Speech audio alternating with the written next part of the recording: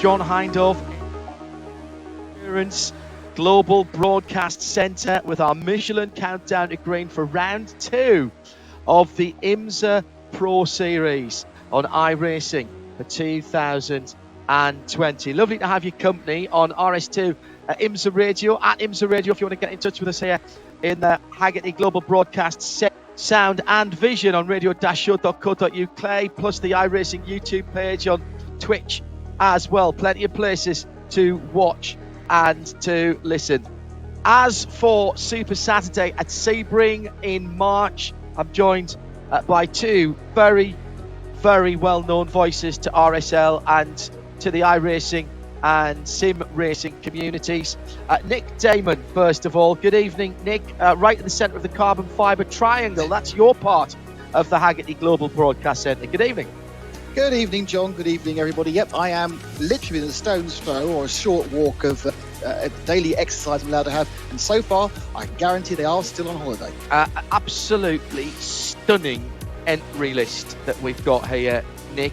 We'll go through it in some detail in a moment. We've got some detailed changes as well. Coming up in the next half hour, we'll have the Porsche keys to the race as well. Let's bring in Ben Constant-Duras, another one of our voices this evening, who was with us at Sebring 2. Welcome to the Haggerty Global Broadcast Centre. Got some detailed changes as well. Hello, Ben. Can you hear us? Hello, Ben. Well, not sure why we're not getting Ben at the moment. I know why we're not getting Ben, because he's watching on a different feed, so he's going to have to turn that down, otherwise we're not going to get Ben. So we'll get Ben in a moment or two. Let's go through what we're going to see tonight. A little bit of a delay on the qualifying. Practice is going on at the moment, and Nick, you're watching some times coming in as well. Yeah, and it's interesting. We started off with Richard Westbrook leading the way for the first 20 minutes or so. It's an hour session. There's 28 minutes to go. And leading at the moment is the 47 car of Rodrigo Fluca, the Peruvian Precision Performance Motorsports racer with a Ford. Sebastian Priaulx, also in a Ford, is currently second. And the winner of Super Sebring, Bruno Spengler, running third. So in the lap times down now. Best lap is a 1:18.6. And there are, just have a quick shifted down, there are currently 22 cars covered by the first second, John. Which gives us the perfect opportunity then to talk about some of the drivers. First of all, a couple of changes to the original entry list that came out earlier this week. We have got the full 50 because 80 drivers applied for the 50 spots earlier on in the week. We have lost Jonathan Bomarito, who would have been driving the Ford for Mazda Motorsport, Multimatic Connection there. He is replaced by number 6 Blake Mount for Performance Tech in a Porsche. Blake normally plying his trade in the Prototype Challenge in IMSA. We've also lost, sadly, Jack Hawksworth, who should have been driving the 14 Aim Vassar Sullivan BMW. He has been replaced by Corey Lewis. Now, Corey is driving for Paul Miller Racing, not his usual Lamborghini. That's not available, of course, here, but he has got his proper number. It is the number 48.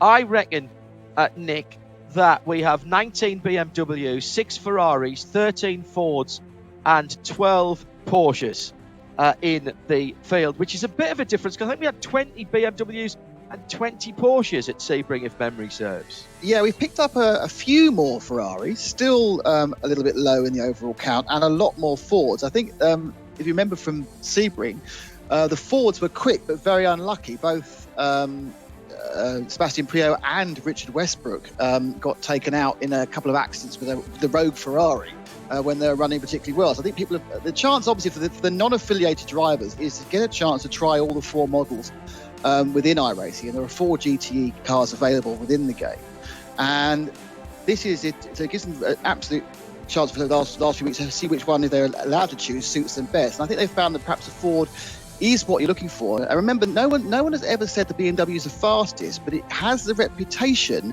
that it's the easiest to drive, and therefore you can put those consistent laps in. So perhaps, they've had a chance to work on setups, and we know we have professional engineers working on setups. They've managed to perhaps calm down some of the other cars and get those consistent lap times out of them, John. I'm pleased to see we've got more Fords this week. Ben and yourself both saying that you felt that Fords would look good. They didn't have a lot of luck in the opening laps at Sebring, of course. No, and there was a kind of a BMW steamroller from Spengler and Katzberg.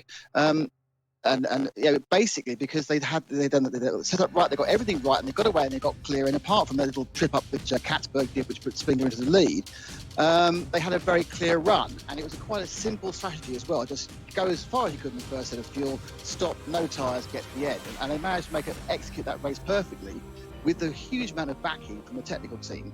But the Fords look quick, and I think also the Porsches, they are known as being quick, a little bit difficult to drive. They've kind of picked up a lot more works drivers. It's a very, very, very strong team now from the Porsches. You've got 911, 912, 913, which is Nick Tandy, Lawrence Vantor, and Einkan Guven, who is the highest rated iRacer in this event, John. Over 7,000 he has got. That is, according to the guys at iRacing themselves, that effectively is alien level. Yes, I mean, anything over 4,000 is good. We have Shane van Gisbergen with a 5.795. Who? Basically, Shane van Gisbergen. Gisberg. Right. Don't be John Watson on us. Get his this right. Shane van Gisbergen. I should do it because Shane and I have actually had several conversations on YouTube chats. But he's a big RC fan. And we've had conversations whilst he's been watching the Neo race from the shed, which should have been last week, as so many things should have been. Yes. Just to explain what an iRating is. It's a good idea. You take part in a race, and the race has a strength. So everyone has a rating. When you first pass your rookie test, you get a rating of about 1,500, and then it goes up and down based on how well you do relative to the people in the race with you. So if you're racing against a bunch of superstars and you come 8th, you may still get an increase of 100 points. If you're racing against a bunch of newbies, you come 8th, you may lose 100 points.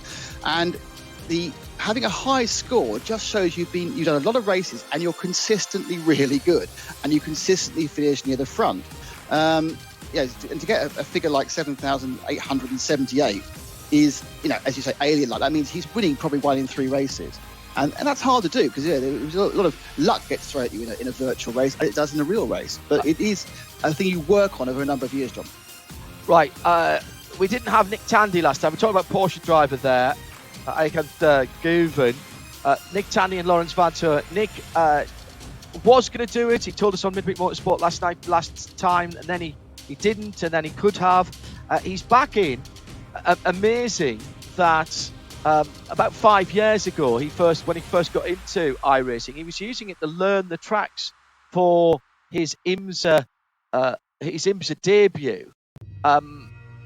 Anybody that knows anything about Tandy knows he didn't come up through Nick Damon through a regular way of racing. It's not karting and Formula Ford and road tracks here in the UK and Europe. No, there's little short ovals, the stock cars and the banger racing, and there's little tiny stadiums like the old speedway stadiums. And he was a master of the oval, which is quite rare in Europe and certainly the UK. And I understand his I rating is much higher for oval racing, because iRacing allows you to do dirt oval, dirt track, tarmac track, which we all know best, rallycross, and NASCAR style ovals as well. So it's a huge race, and he obviously has always said that in many ways his first love is oval racing, and what he wants to do most of all is to take part in the Daytona 500. But it's a great performance. But he's up against it. I'm looking just in practice, in qualifying, in practice at the moment. It's still Rodrigo who's leading, and I'm trying to see where his times are in practice for the 911. And he's done 1:2, so he's basically 1:19.2, so he's about 6/10 off the absolute fastest. But it's only practice, so they may be looking at just running sensible laps. Let me go back to Nick Tandy. His road racing rating for I 32.89, which is not bad.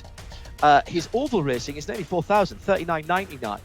Out of 291 starts on the oval, he's won 87 races. 30% win ratio. He's got a 65% top 5 finishing ratio on the ovals. So that's pretty impressive from Tandy, and I'm sure he's working towards getting an idea of maybe getting an invitation to the Pro Series of the NASCAR side of things. Let's pick up a couple of other drivers. Matthias Leist for JDC Miller Motorsport in a Ford. We should say, Nick, we've got the BMW triplets back who were first, second and third in Bruno Spengler, Nicky Katzberg and Jesse Krohn, of course. And they've marked themselves out as the cars to beat, haven't they? Well, yes, with the preparation. I mean, it is a case that you would be, but of course, then there's the fourth BMW in there, who's Robbie Foley, of course, the Turner Motorsport car, which stuck it on pole but had a disastrous first lap in Sebring, and he would have been a contender without that. So it was very much a BMW benefit. Whilst you mentioned we had the top three, the only person who finished in the top 10 last time out, who's not here, was fourth place finisher Sage Karam. So he's the only person not in the field this time round. He was the best placed Porsche as well, if memory serves.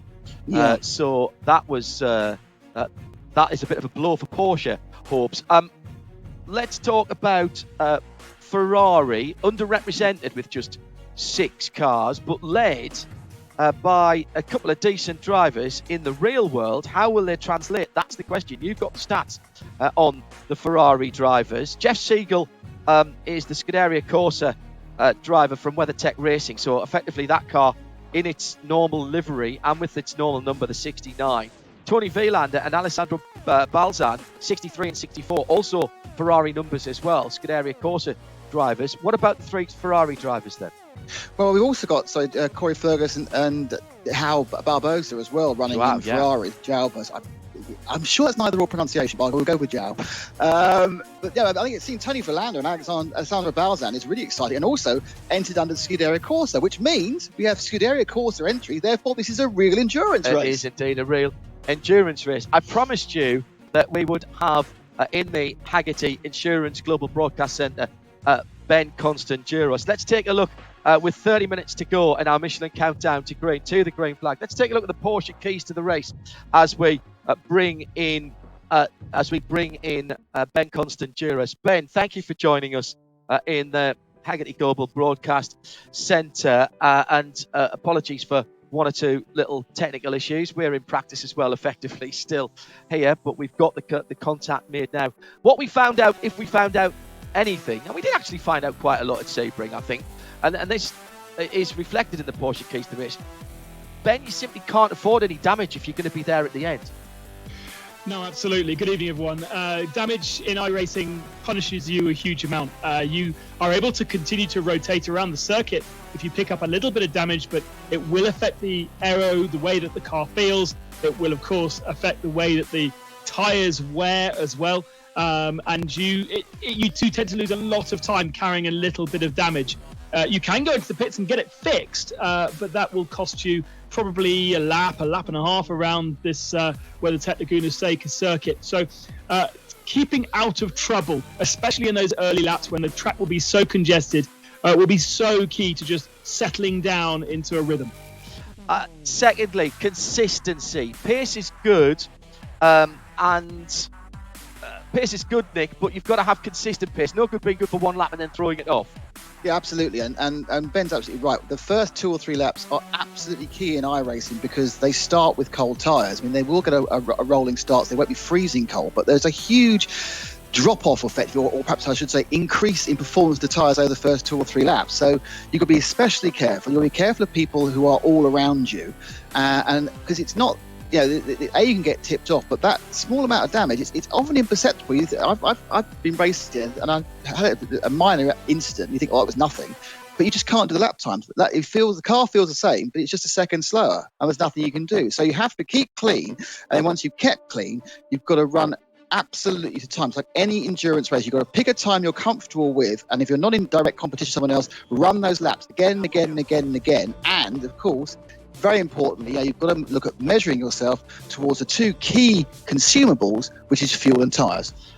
And the tyres, Ben. Yes. Absolutely critical. The top 10 at Sebring didn't change tyres. There will have to be a fuel stop, and we'll come to that in a moment. Not changing tyres at Sebring was an option that worked for the top 10. People who started further down, they used more of the Michelin rubber, they took more out of their tyres, so they felt they had to change. Qualifying will be important here, and that comes up in around about 15 minutes. I don't think you'll be able to do the full race on a single set of tyres here. This place just doesn't have the grip. The car slides around more. Therefore, it's all about getting to your pit stop and then taking it from there. Yeah, will we see people trying to preserve their tyres and go to the end of the race? As I say, it worked. It was a good strategy in Sebring, but I'm not quite sure it'll work here. And we did see kind of this pace, this slow pace from some of the leading drivers. Okay, the top 3 BMWs were able to do it from the front of the field, but there were other drivers that you would expect to have been lapping faster at Sebring, and they weren't, trying to make sure they could get decent amount of tyres to the end of the race. The fact was, with Sebring, we didn't have, the BMWs weren't fighting each other. Katzberg and Spengler were out controlling the field very much so, and ended the race 40 seconds ahead of the nearest brand. So they didn't get pushed. If somebody can get out there and push them, and I think there are a couple of people in our field that can do that, then we will see them having to push harder, and that will change the way that you are able to manage your tyres. It's still Rodrigo Fluke at the head of the field for Ford, then Bruno Spengler, then Seb Prior, Richard Westbrook, John Edwards, BMWs and Fords at the, multiple through the top 10. Best of the Porsches is Ayhan Naguven in the 913 in 9th position. Jesse Kron makes up the top 10. Let's continue with our Porsche keys to the race. Playing the fuel game, Nick. Have to have fuel here, but the last 2 we can kind of put together because we've got something new here, a competition yellow. It will be thrown. We don't know when. Strategy, you might have worked it out, but you're going to absolutely roll with the punches here and be able to react to what happens.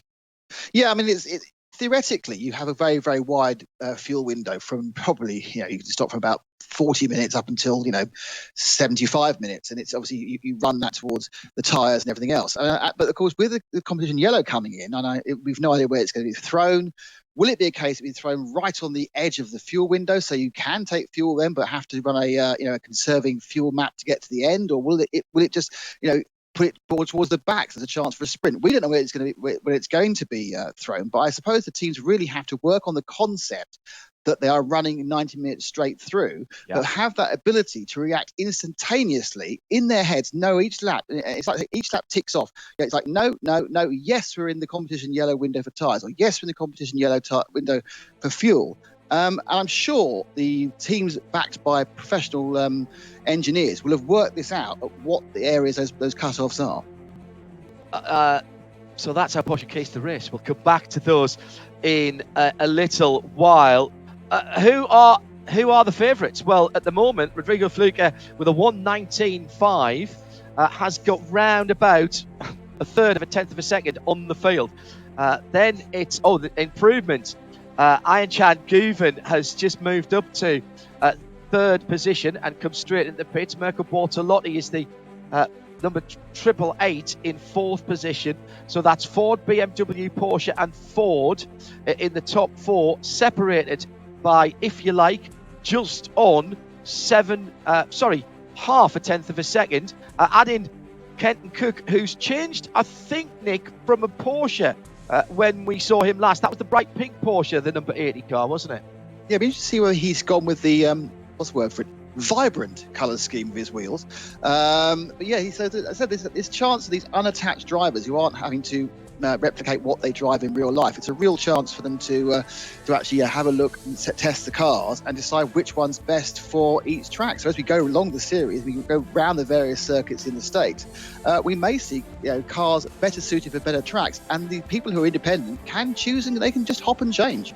Don't forget, we've got a new feature for you on radio-show.co.uk, as well as sound and vision. We've now got live timing as well. It's all on the page. Go to radio-show.co.uk. There's a lovely still picture of the Ferrari climbing up the Rahal straight towards the top of the corkscrew at WeatherTech Raceway Laguna Seca. And on that page, that linked to the page, it's got everything that you will need. And we will have an audio as well as a video archive as well at the end of the race. Around about 10 minutes to go before we get into race board. Gentlemen, this is a short, tight, and for the most part, twisty track. There's a long run from the final corner to the finish line, which has caused problems in real life in the past with people coming together. But when you look down on WeatherTech Raceway Laguna Seca, it looks like it's going to be difficult to pass. And frankly, Ben, it really rather is. Yeah, no real large braking zones. And the one that is going into the corkscrew, you have to be so brave because you have that rise over the crest. And actually, as you get to the rise, you want to begin to start turning in as well. So it's one of those weird places where there isn't that kind of straight line braking zone where you can get alongside somebody and do a stop pass. One place you could do it, I suppose, through the last turn. Get yourself enough alongside, and a block pass would work there, so you can then sprint down the main straight towards the finishing line, and that could be an interesting way to get through the traffic. What we are going to see is a lot of traffic. The pace at the front is very close. I mean, you've got 10 drivers now within a tenth of a second of each other at the top. But the field spread goes down to, Patrick Long, 3.6 seconds back in 47th position. And I think we're supposed to have a few more than 47 cars. So there's a few that have yet to actually come out and practice. Let's see if we can pick out any of the big names that hasn't been in. Harry Tinknell's just improved to 19th position. Nick Tandy was saying that he was hoping he could get in the top half of the field. At the moment, where is Tandy? Well, he's there. He's 15th position. It's this incredibly tight, gentlemen, here in our Michelin countdown to green. 20 minutes to the green flag of the race, because qualifying, which should have been happening now, will be pushed back about 15 minutes. I reckon, Nick Damon, that we've got, let's call it 11 cars within a tenth. John Edwards is 0.117 away from the best time at the moment. And as far as a second's concerned, we go all the way down to Shane van Gisbergen in the 97. That's the BMW M8 GTE in 25th position. So half the field, Nick, within a second round a 2 1/4 11 corner track. Yeah, this is fantastic news. I mean, it's much tighter than Sebring, and more importantly, there's a bigger spread of chassis as well towards the top. It is going to be hectic. And there is going to be a lot of cars on the same part of the track, because you think about this, it's the same number of cars in effectively, generously, 2/3 of the track space towards the Sebring, without those wide open runways to overtake on. And people are going to get impatient if they feel that people are getting away. So, is it a case where we may see people making more? The stops in Sebring were pretty much all together at the top. But are people going to think about stopping out of sequence to try and gain track position, with that terrible word, the undercut? Because that is where it kind of comes more into play, because when you have the problem with the traffic, you can play with that. And of course, they are going to be lapping much quicker, and getting out the way isn't the easiest thing to do here. It's a difficult track. Now, and what we haven't talked about, for those of you that are new joining us here on the Michelin Countdown to Green, for what is effectively the second event, the second round of the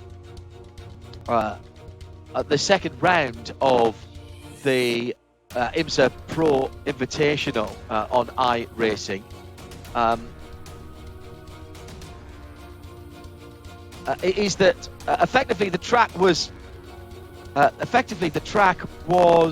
clean, green at the start of the practice session that has now 6.5 minutes to go. It will evolve, Ben, as the practice, the qualifying, and then subsequently the race actually happens. And in time, we're not going to clean the track effectively. We haven't got the virtual sweepers out in between these sessions. So the racing line will actually get more and more defined.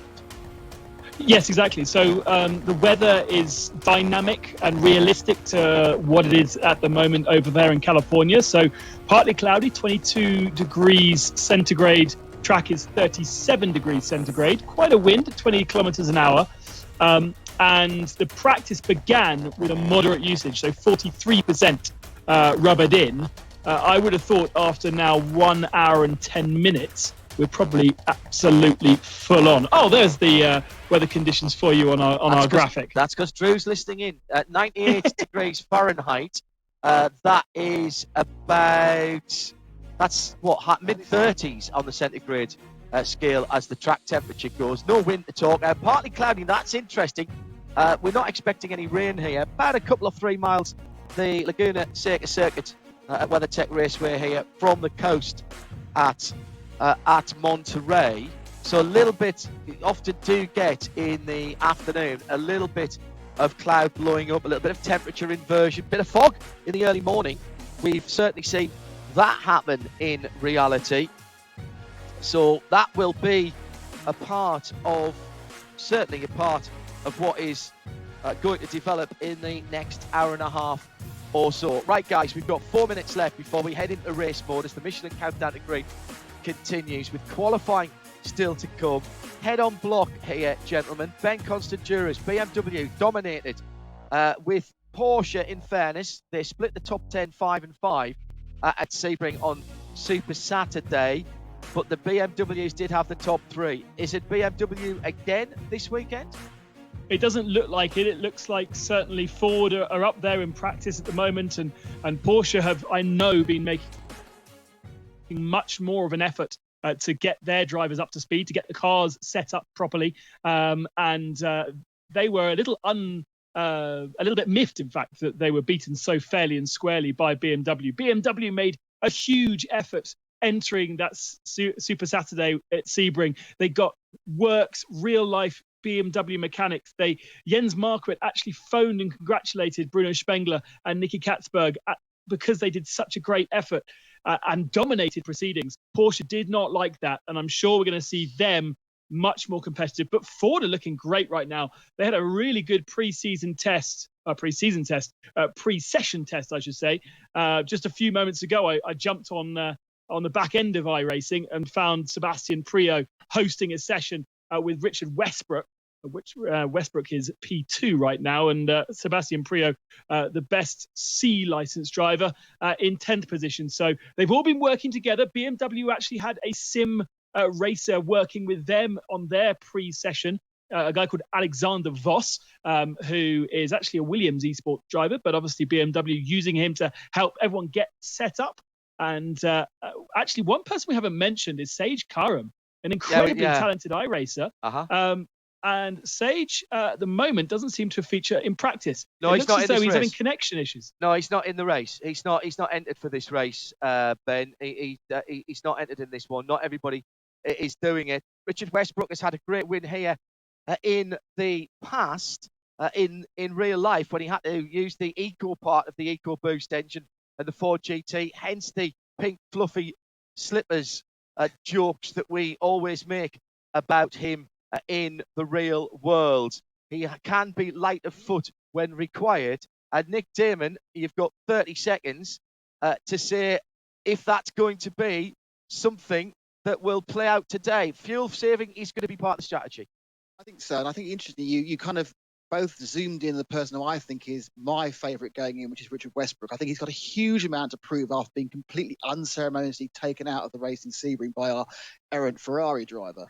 The other driver who's obviously looking particularly good is our top-rated iRacing driver, Ian Chan Breven. And I think you could watch those two. Mate. But then, can you bet against Bruno Spengler? Because who knows what their race pace and it's going to be like. This is just practice, and it all changes once it gets for real.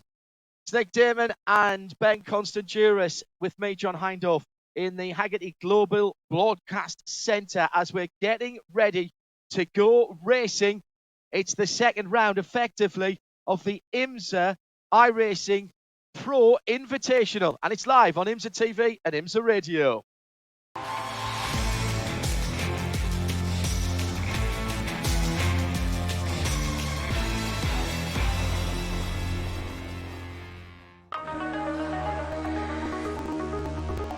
Well, welcome along to WeatherTech Raceway Laguna Seca, the second event for the IMSA iRacing Pro Series. Here in the Haggerty Global Broadcast Centre, Haggerty Insurance for people who love cars. Michelin Countdown to Green continues with a slight change to what we'd expected here for the racing schedule today. We'd expected to be able to give you a grid right now. We've just finished practice. Rodrigo Fluker, top of the chart in the Ford GT. We're just off the coast of Monterey, California. The left coast is the best course, is what people around here say. This is a quality circuit. It has all kinds of turns, all kinds of corners in just 2.25 miles. The Andretti hairpin, remember, you used to just go left there and then link up at about turn 5. Down through the infield, through the Laguna Seca, through the dry lake bed itself. Then you're climbing all the way from 5 through the very tricky turn 6. Very easy to go off wide on the exit of turn 6 on the right-hand side. The corkscrew is turn 8 and 8A at the end of the Rahal straight. Then you're plunging downhill through Rainy Curve and through the right-hander at 10, which is much quicker than it looks, before you're hard on the middle pedal to slow yourself down for the final left-hand corner onto the start-finish straight. And if we get to a drag race at the end of this race, that could be very interesting indeed, because there's a pretty long run from the final corner through to the start-finish line, which is right at the walkover bridge, about 3/4 of the way up pit lane. Joining me in the Haggerty Insurance Global Broadcast Centre from the middle of the carbon fibre triangle is Nick Damon, and from the Alps in France is Ben Constanduris. We're bringing the team together whilst practicing, of course, social distancing and staying at home at the moment. The new IMSA hashtag is human race, the most important race of all at the moment. 15 minutes of qualifying is underway. There's already just 13 and a half going. Gentlemen, cars are on the track and we get to see some of the fancy new paint jobs for the first time. BMW, Nick Damon, has been dominant. Philippe Eng in the red and white car plunging down the hill there. He's in the BMW Team Austria car. We've got a team red and a team black for BMW this weekend, Nick. Yeah, they've certainly thrown out the big guns for this match. Philippe Eng, of course, making a name for himself in all sorts of esports. I think he won one of the Formula 1 races in the early. Well, they're a bit bash and crashing, to be honest. Philippe is a star of both Full Size Motorsport, Real Motorsport, and esports. And of course, with Spengler and Katzberg getting a 1-2, they are the favourites going into this. But practice told us it might be a different story. But you kind of think they've got this backup. They know what they're doing. They've got race engineers working out for them. They're all individually practicing. This has been taken incredibly seriously. And it'd be a fool to bet against BMW. Got a few more Fords this week than we had the last time around. Harry Tinknell racing for Mazda, but with the Multimatic connection, of course. He's back in the Ford.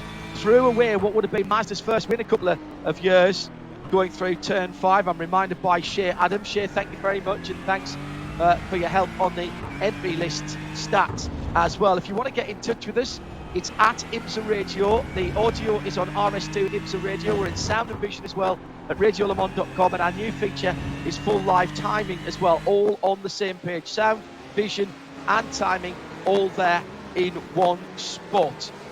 As the clock is ticking down, have we had a fast lap yet? We haven't.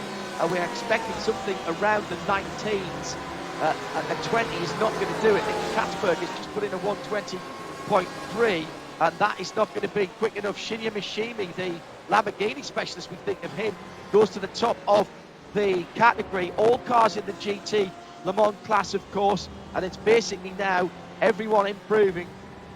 Ayachan Guven in the Porsche 911 RSR, the 991, that's the number 913 car. He is alien class this weekend, and I mean that in the nicest possible way, Ben, because he has got an extraordinary racing on iRacing. Yeah, absolutely. Fantastic iRacing pedigree.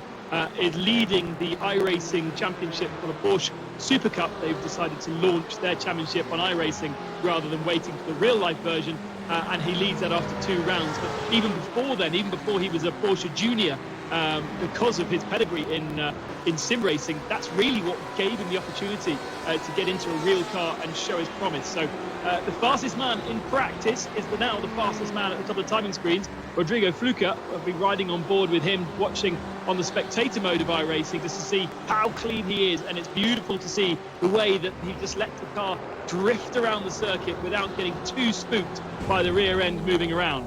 Well, he is, as all of these drivers have some kind of IMSA pedigree.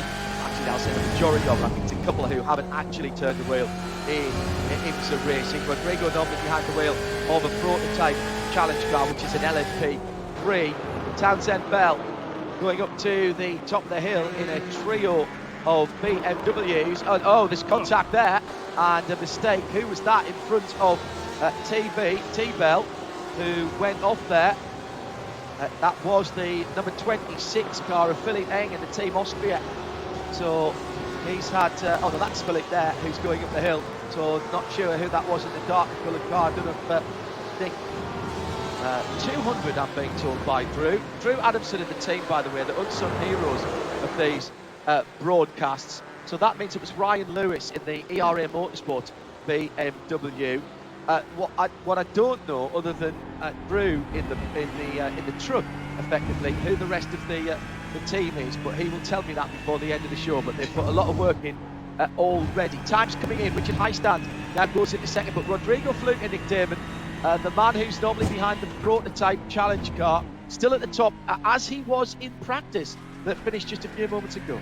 Well, he's just been usurped by Shinya Michini and Philipp Eng. So the point about this qualifying is, we talk about the iRacing model, is you start on pretty much cold tyres and they get better and better and better and better. So probably up to 5 or 6 laps, you're getting better grip the whole time. Now, that's great, and 5 or 6 laps will take it to the quarter of an hour, but now you've got 47 to 50 cars out, you've got to find a gap as well. So once your tyres are warm and find a gap, get that perfect qualifying lap in. It is at IMSA Radio if you'd like to get in touch on Twitter at IMSA Radio, please. And the time's just, you know what, I think it's very dangerous, Ben, to wait till halfway through the session before venturing out of the pit lane. I think everybody has tried to get out of the pit lane and had various issues. We've still got, I would say, 5 or 6 cars yet to do a time. Tristan Vautier, one of them.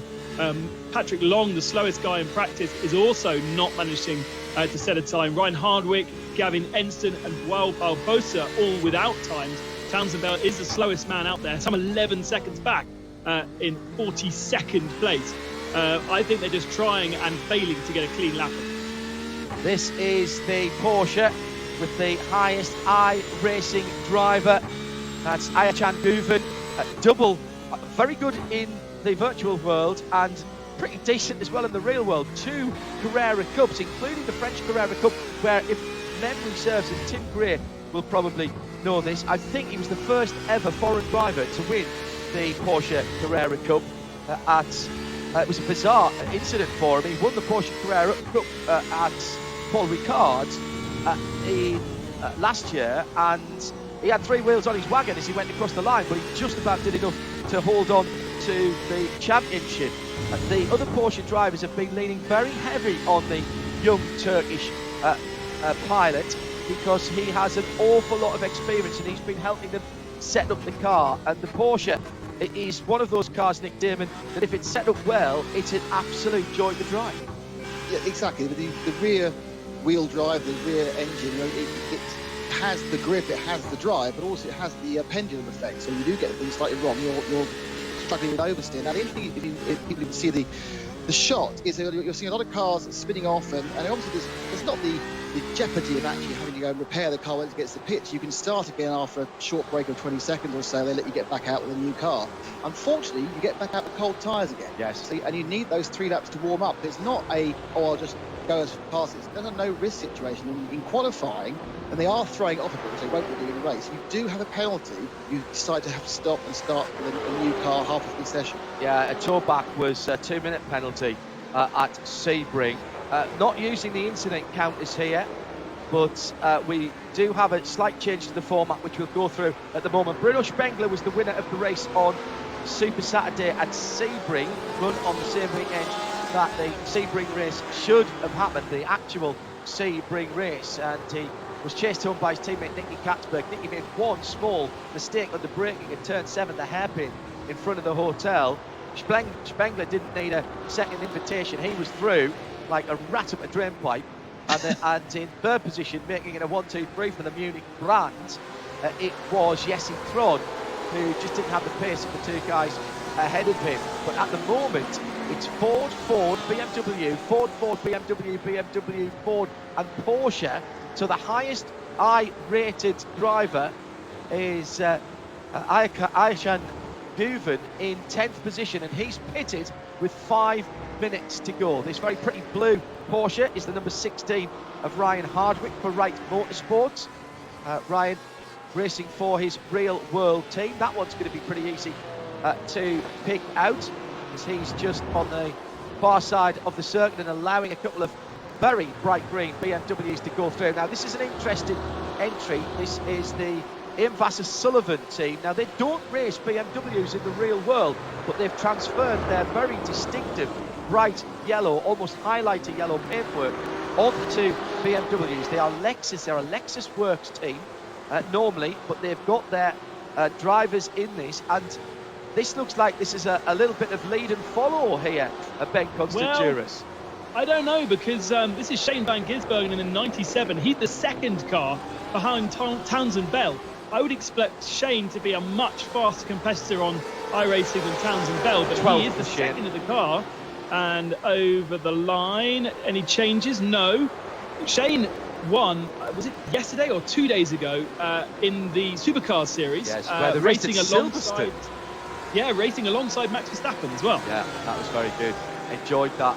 That is my new Wednesday morning guilty pleasure, watching that as we're getting ready for midweek motorsport. You're right, I think Townsend is just holding Shane up a little bit. He's 6/10 away from the leader in 12th position, and still Rodrigo Fluke in the number 47 Ford. That's the Precision Performance Motorsport PPM car. That is again his real world team. Rodrigo from Lima, Peru, top of the class at the moment, and here's Van Gisbergen. He touched his teammate, and they're both in the wall in practice.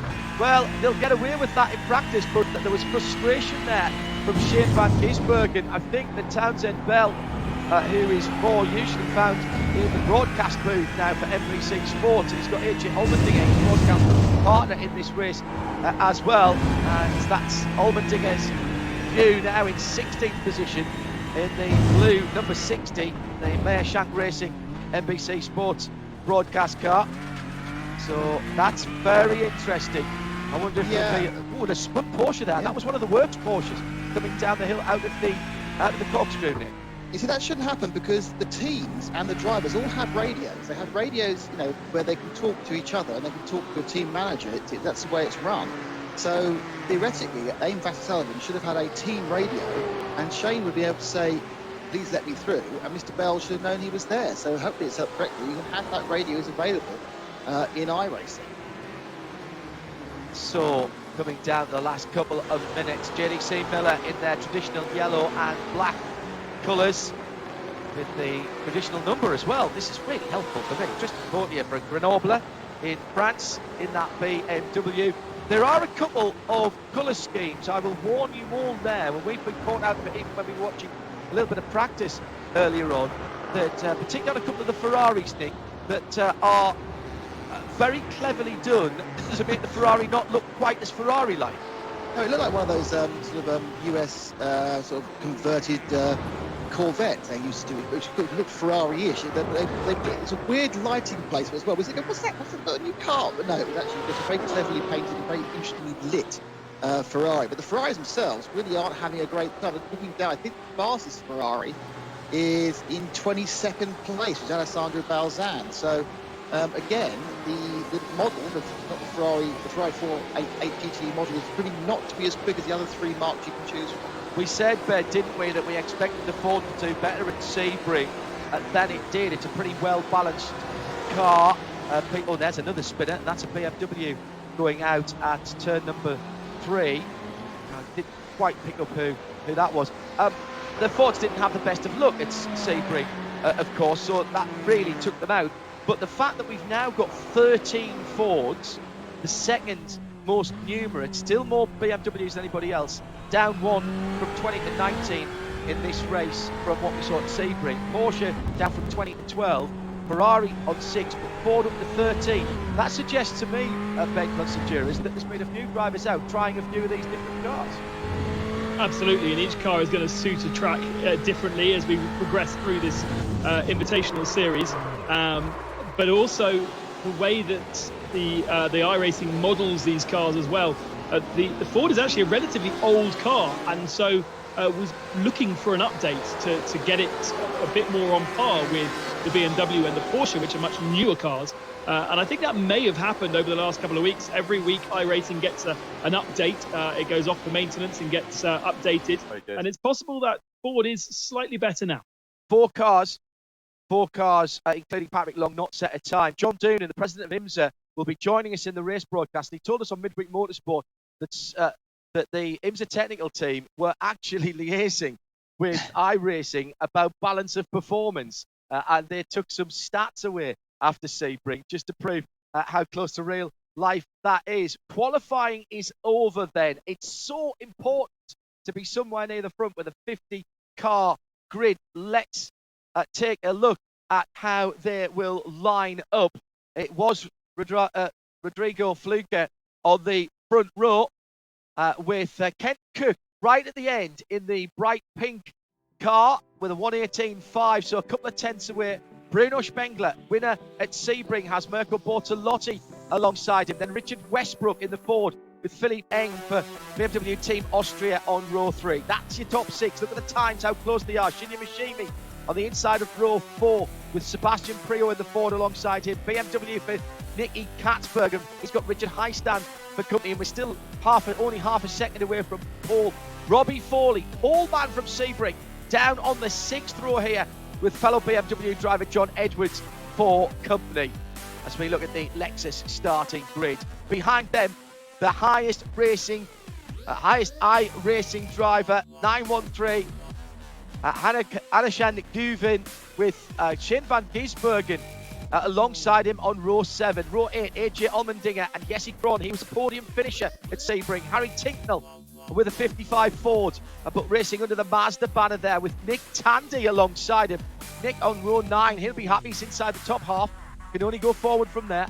Corey Lewis and Connor D. Filippi. Corey, in addition to the team driving, to the grid rather, driving for Paul Miller Racing in the number 48. Lawrence Van Tour in the Works Porsche has Matthias Leist alongside him. The inside of row 12 in 23rd position is Alessandro Balsan. Tristan Fortier, JDC Miller, 85, with Jeff Segal in the Ferrari alongside him. Then Philippe Albuquerque on row 14 in the number 31. That's his number as well. Colton Hurt alongside him.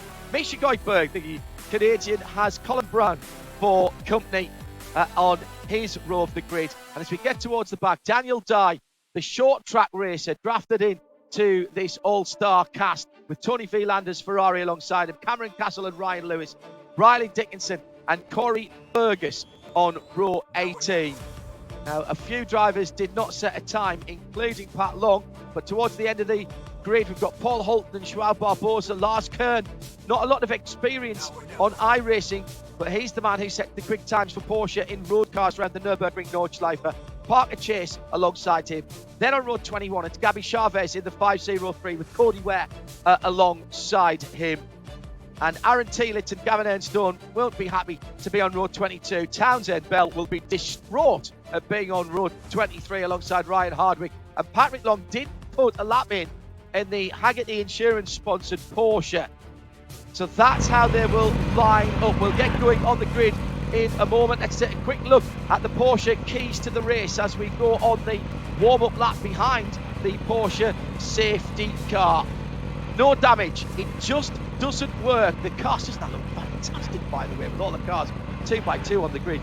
Pace is important, but you must be consistent. And the tyres, the top 10 at Sebring did not take tyres. They went the whole distance on one set of Michelins. I've talked to a few drivers who've been practicing this week. They don't think that will be the case. What about clearing the fuel? Well, clearing the fuel here, certainly. There will be a stop for fuel. But here's the joker in the pack here at WeatherTech Raceway Laguna Seca for our Porsche keys to the race. There will be a competition yellow, something that's not happened in IMSA competition, real or virtual, before, and we don't know when that's going to come. That is not at a set lap or a set time. That will be called and then all your strategy could go out of the window. What we said earlier on in our Michelin Countdown to Green was that means that you are going to have to react whilst you'll have a plan in your head. You've got a plan for it to possibly not come until the last 5 or 10 minutes. But Nick Damon, you're going to have to react to that. And there's your answer, Nick, by the way, to Kenton Cook. That looks like he has gone for the full pink, although he's changed from Porsche to Ford.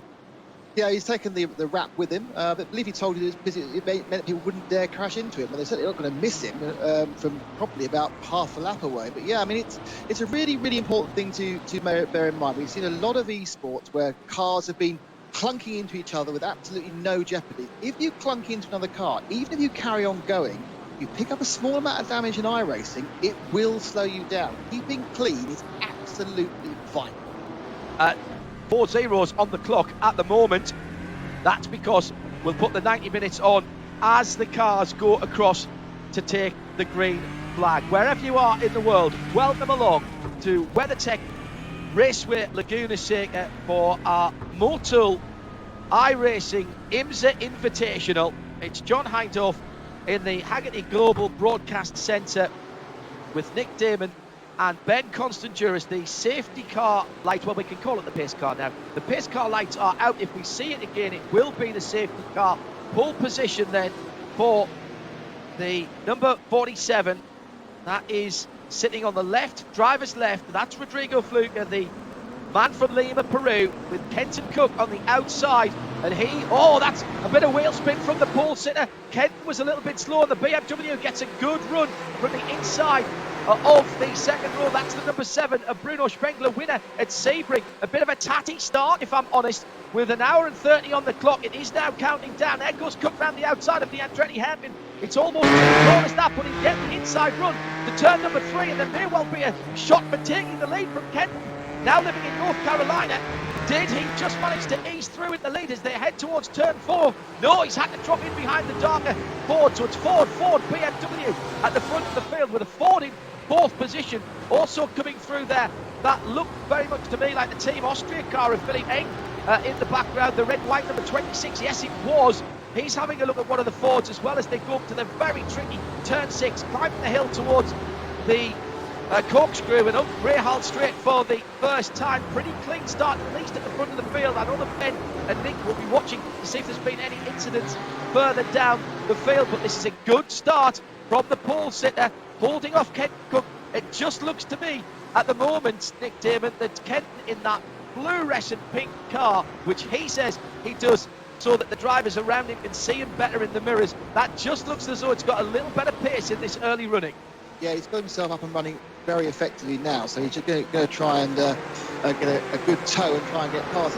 Townsend Bell came pit at the end of the first lap, so I think he may have picked up a little damage back and decided to clean it up very quickly, knowing, of course, that with the potential of an early competition yellow, he can make that space back up again, but you actually can see him rejoining, so he's lost a lap in that quick stop. Yeah, and he's going to have to stay out of the way. Ben would have been watching the time there just to give you a little bit of idea of the pit stops. It's about 29 seconds for a full drop of fuel.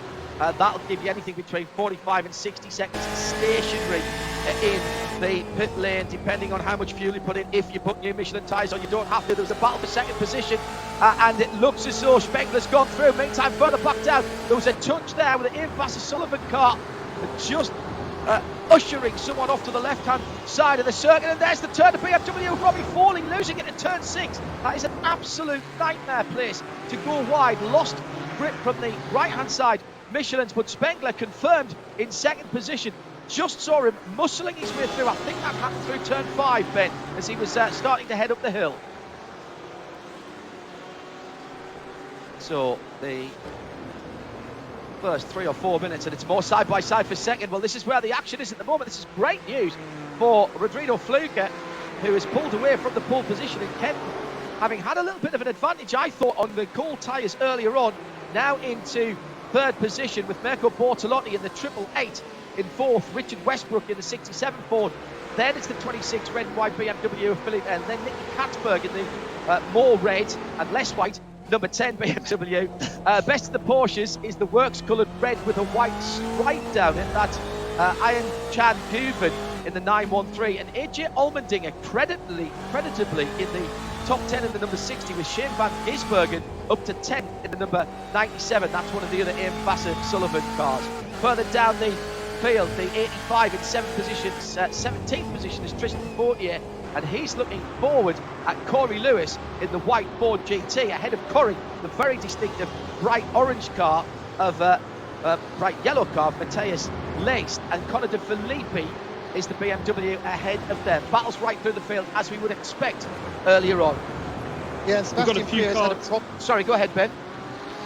Yeah, we've got a few cars already visited the pits. We've spoken about Townsend Bell, who's was in the pits for 2.5 minutes, so he got a tow back to the pits.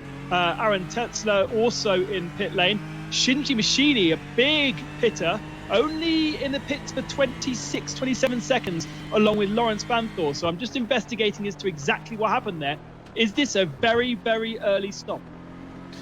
John, we've also had problems for Sebastian Priaulx and Tinknell as well. Because, two of the Fords again, they had problems before. Priaulx, big issues. He's just falling down the field, and again, there's lots of warnings coming up. And Tinknell had a couple of quick off-track warnings, and I think he may have gone off, half spun and got back on again. But certainly Sebastian Priaulx is in major problems. Philippe Eng with Richard Westbrook ahead of him, the red and white BMW and the light blue and Etruscan orange 67 side by side through turn 5. Super move by Eng, threw the car to the right, dummied Westbrook to think he was going round the outside, and then cut back to the apex decisively there and takes the position. And that is a position made up then to 5th for Philippe Eng, and he's now going to try and chase down Mirko Bortolotti, sitting in behind Westbrook.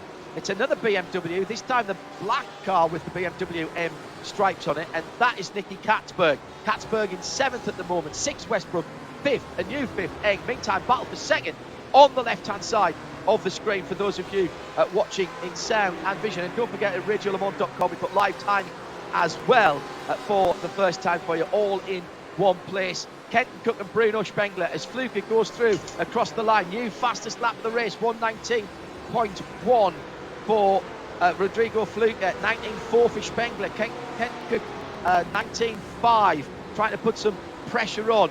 And in 5th, 6th and 7th, it looks to me as though Philippe Eng in the red and white BMW is pulling away. And here's the opportunity then for Ian Chan Guven in the 913 Porsche. That's such an unusual number. We've got that many works Porsches here. 911 and 912 I'm used to seeing, but not 913. And he, with the Michelin's now, I guess, up to temperature, or at least getting there, Ben, looks like he's got a pretty quick car under him as we are moving into lap number 6 next time around. Time to start settling down, really, isn't it? It was actually an impressive first couple of corners. We didn't see a huge amount of chaos. That if anybody knows iRacing, tends to have a bit of chaos in the first couple of corners, even if you were in IndyCar, for instance, or supercars. But we were pretty good the first couple of corners, nice and clean. A couple of isolated incidents that we've highlighted. A very small pit stops for Shinji Machini, just 4 seconds. It must have been a penalty. Lawrence Vanthor the same. They are still running 25th and 31st respectively, but it's looking good at the front of the field. Nick Damon, your thoughts early on with one or two bits and pieces of contact, but at the front of the field it's been very close and very impressive racing. Yeah, great start by the field, I think. Just to clear up the issues with both the British drivers in the Fords, they actually weren't having race issues, they were having connection issues. So it was a connectivity issue it was Sebastian Priaulx was having, which he was being lost by the timing every now and again and being given these warnings. He's actually up and running happily in 15th. And Harry Tink was in 13th. But yeah, I mean, it's really, really close racing. Everyone settled down very sensibly. And perhaps they've been listed the Michelin keys to race. They know that not hitting each other and consistency is the key to getting to the point where you can start to attack in the last 20 minutes or so. Yeah, we'll check back in with the Porsche keys to the race later on. BMW not having it all. It's having it all their own way, as they really rather did at Sebring. But Ford that leads in the hands of Rodrigo Fluker. Haven't seen him for a while. The dark coloured number 47. Heck of a scrap going on further back down the field, and that's Richard Westbrook right in the middle of that in the Ford. Two BMWs side by side. Nicky Katz, no, that's not Westbrook. My apologies. It is Westbrook. He must have dropped down the field a little bit. It is Katzberg. So where's Guven in the Porsche? He should have been amongst them. There he is.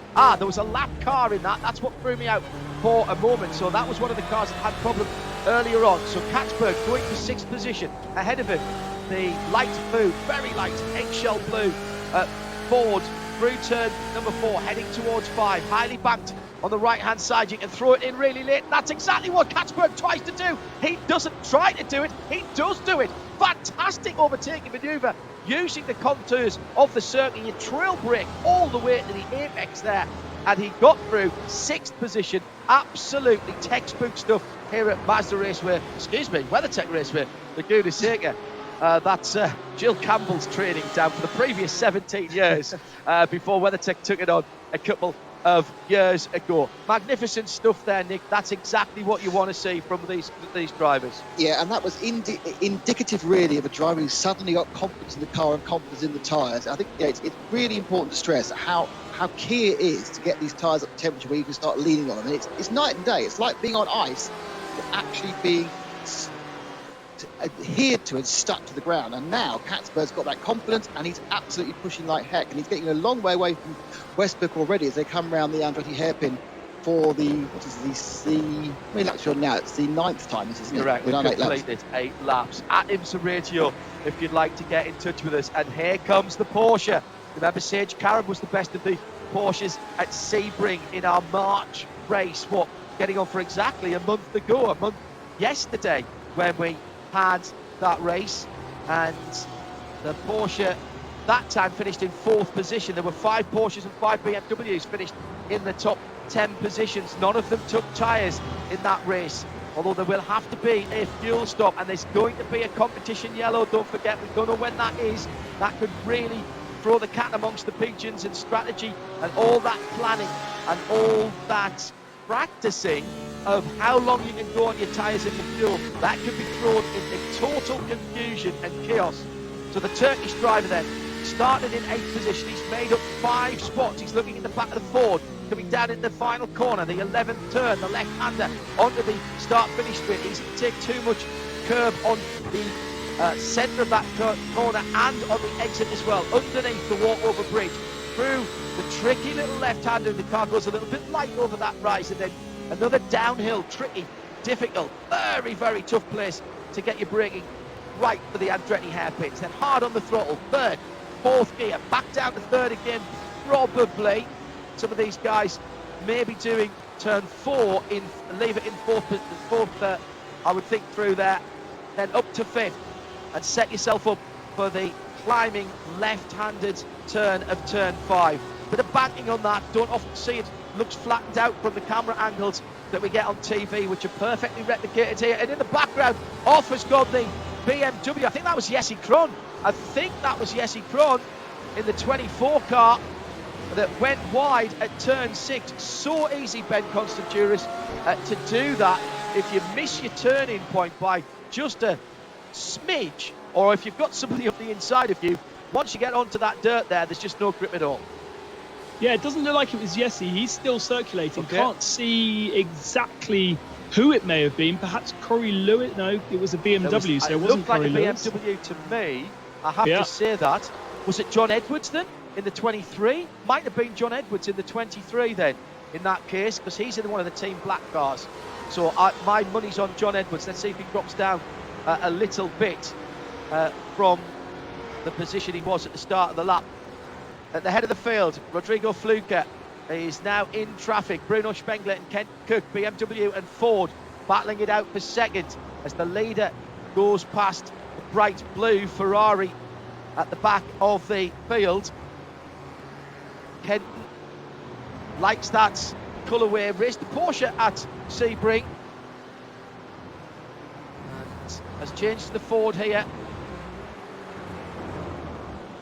He heads up to the corkscrew, leaning over that little right kick before the corkscrew really throws off any opportunity that you've got to pass. Now down through really curve and just building up. 4th gear down into 3rd, clip the apex on the inside of the right hander at turn 10. Now down to 11, pick your braking spot. all the way down the gearbox to first gear, right out to the AstroTurf, and then the long run to turn 1 through that left-hand kink just over the top of the brow, and they get right close to the inside where the markers are for the pit lane, and down to the hairpin at the end of the front straight. So talking of the pit lane, Joel, we've got a couple of people in the pit lane at the moment. Connor De Filippi's been in for the last 2.5 minutes. Townsend Bell had a pit stop of nearly 4 minutes before going back out on the circuit. I did catch, when I was flicking through the spectator mode on iRacing, an accident between Gabby Chavez, who spun at the corkscrew and was collected by Jeffrey Siegel. Siegel went into pit lane and had a 1 minute stop, but Chavez carried on. So Chavez is running in his BMW, now in 30th position, but very slowly because he's definitely damaged. It's a bit of a problem there.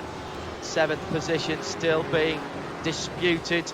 We've got the battle for second as well, with traffic in the way now, coming down the hill, damaged BMW, and that's really going to play into the hands of Kenton Cook, as Bruno Spengler was held up there by another one of the Munich mark as they came down towards turn number 10. Just a little bit further back behind them,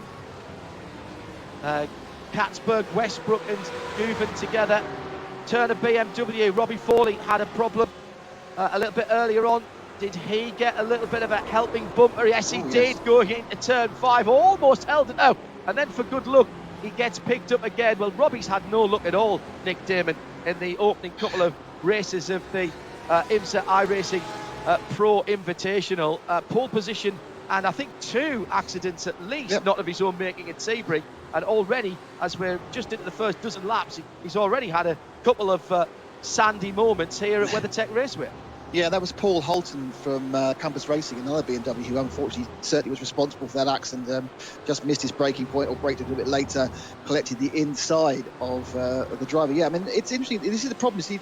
You have to drive your own race, but obviously you have to be careful of people behind you. And sometimes, you have to let people go. They're being particularly aggressive, or you just have to modulate what you're doing based on what they are. Because obviously the fact is there is going to be more contact in an e-race than there is in a real race, because it's very much more difficult to judge some of the distances, and even though you're trying not to do it, it's just a different environmental feel if you don't have all your senses activated in an esports race, which you do in a full-size race.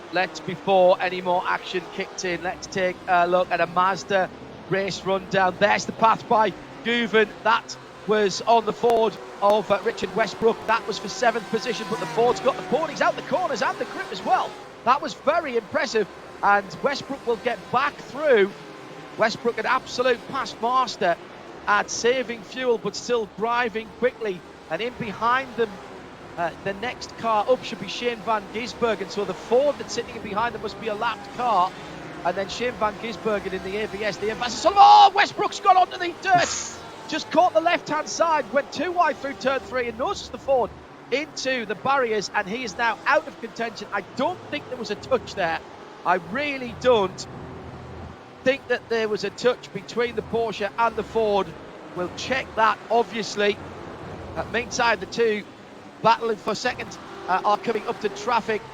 So Guven got the position across the line, lost it on the drag race to the Andretti hairpins.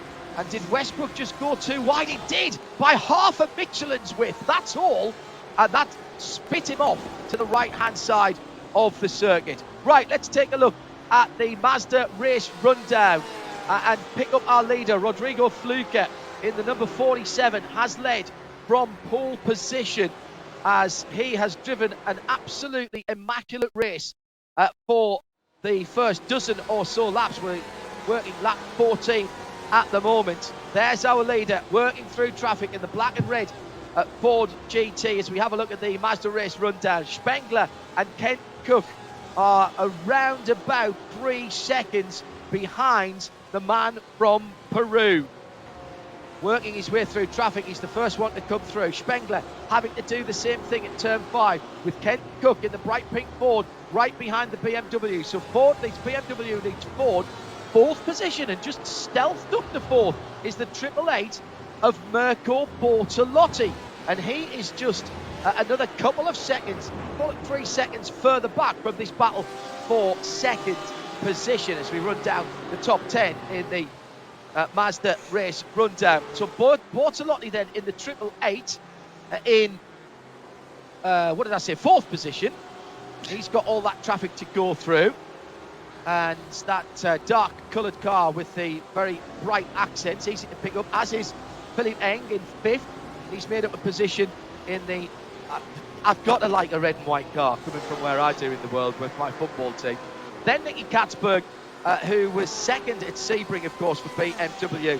He is in 6th position, having made up 3 spots in the Team Black BMW. Behind Katzberg is the first of the Porsches. That's Ayachan Guven, the young Turkish sensation in the real world and in sim racing. And he's made up of 5 positions as well. 6 positions as well, excuse me. Started 13th, didn't he? AJ Allmendinger, he'll be delighted in the Ford. Started in 15th position. That's an 7th position gain for Dinger. Shane van Gisbergen is behind him in the very bright coloured Vassar Sullivan BMW. That's going to take some getting used to. No Lexus available, so AVS have decided to come in and bring their team colours with them.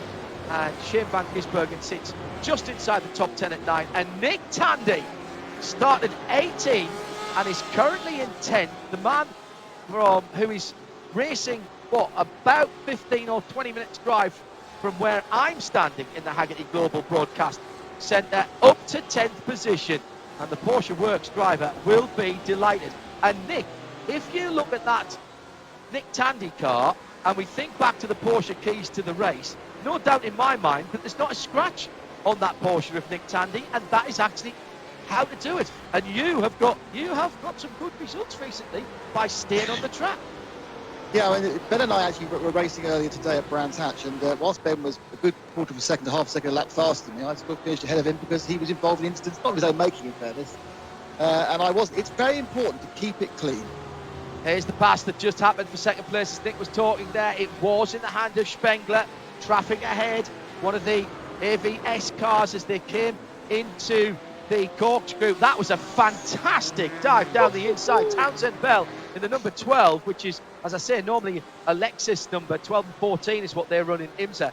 And not a locked wheel, no touch on the lapped car either for Kent Cook. And he's now back into second position, which of course is where he started. He lost that a wee while ago. Not quite, what have we done? 25 and a half minutes, gentlemen. And we still haven't had our competition yellow. We don't know when that's coming.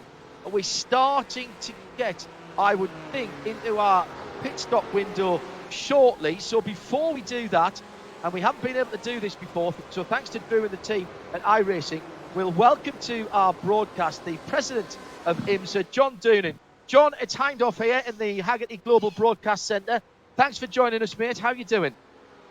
It's great to hear your voice, John. Doing super well, and what a show these guys are putting on. Well, it's great to have your company, mate, and this has been fantastic racing so far, and you've got some announcements to make about the iRacing IMSA Motul series going forward.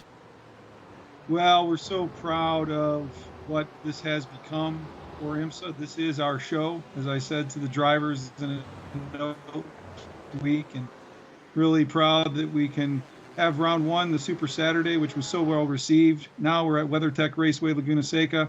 We're going to follow somewhat of the planned calendar. We're going to go to Mid-Ohio Sports Car Course next, and we're pleased to announce today that Road America will be round 4, followed by Virginia International Raceway as round 5, a place where our partners at Michelin, and let me do the proper changeover here to give homage to our partners, but that'll be at VIR here in a couple weeks.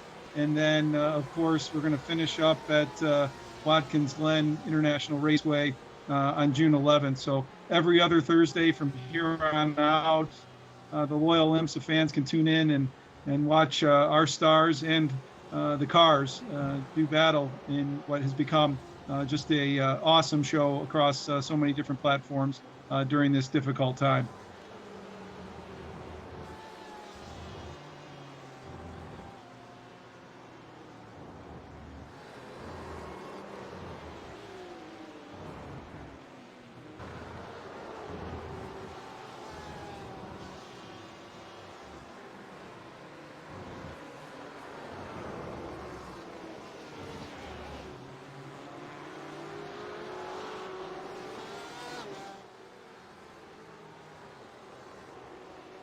Well, John Doonan, president of IMSA, thank you for that. A man of many hats, literally there, and very proud. I know, John, that all of the teams from the real world and the IMSA competitions, as well as your partners, have joined us on this series.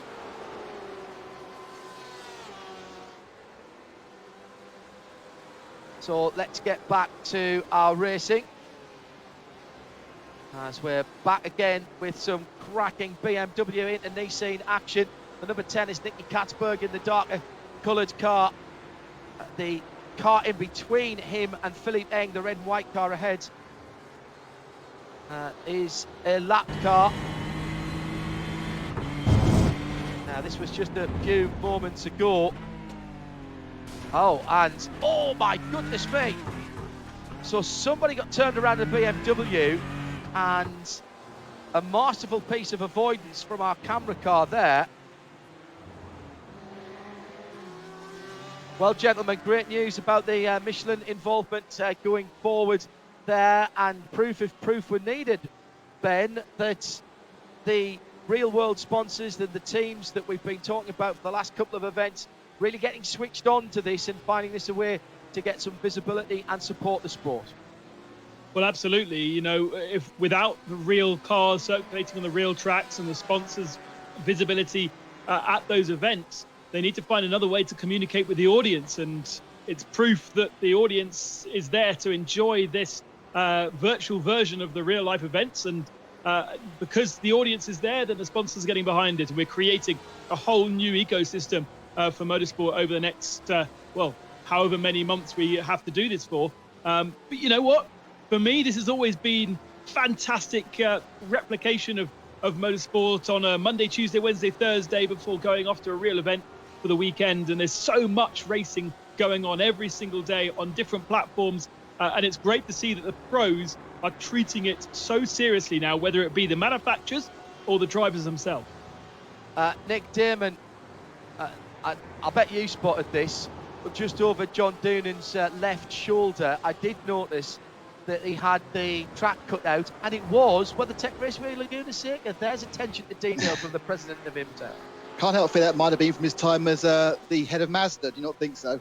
When it, of course, with the previous naming of the circuit. But yeah, I mean, it's a fantastic, you say, endorsement of what we're doing, what the IMSA is doing. That the real sponsors come on board to back the virtual events as well. I think it has proven to be, you know, a great fillip in these difficult times. And I think also one of the great things about this is happening on a Thursday night, because realistically, other series need to get their game in order, because you can't have 17 races on a Saturday. You need to have it all spread out. And we've claimed Thursday for ourselves now. I think the supercars are claimed Tuesday. So let's have one a night rather than seven. Yeah. Wednesday rather than seven on a Saturday.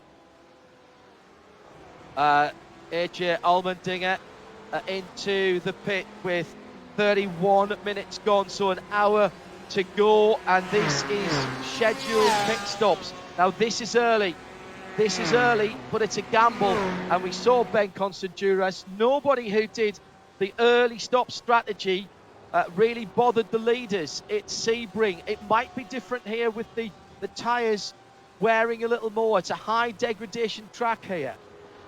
Allmendinger's pit stop was just 22 seconds, so that would be a top up of fuel, and that's about it. The other stops that we've seen recently in pit lane, Shinya Machini has been into pits, and Jesse Krohn as well. 4.4 seconds. That's just a slight tweak in getting the car fixed after damage. So I think for the moment, these are not real stops. Really? Okay. So we think this is a little bit early, Nick Damon, do we, for a scheduled stop to go an hour from here? If you can make a stop and not lose a lap, and you're now predicting the competition yellow, what you're doing is putting yourself in a better position. Good point. Flexibility if the yellow comes out between now and when you make your normal stop. So basically, I'm not at the front. Let's make a stop. It's 22 seconds. I'm now further back, but we'll all be brought up together. Other people peel off. I may find myself 10 or 15 inches higher than I would have been with a nice full tank of fuel.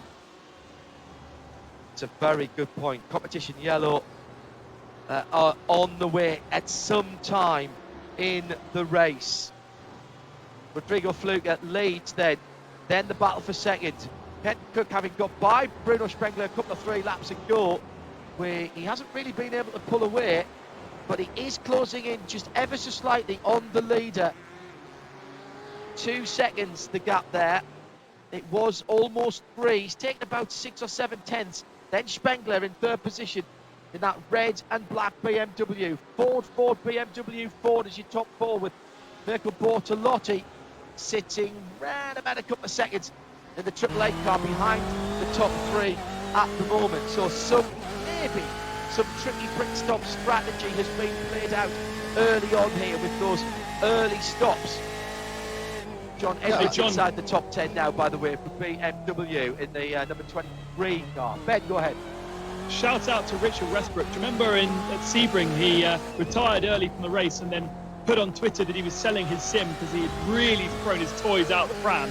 It's obviously his wife Jess has calmed him down a little bit.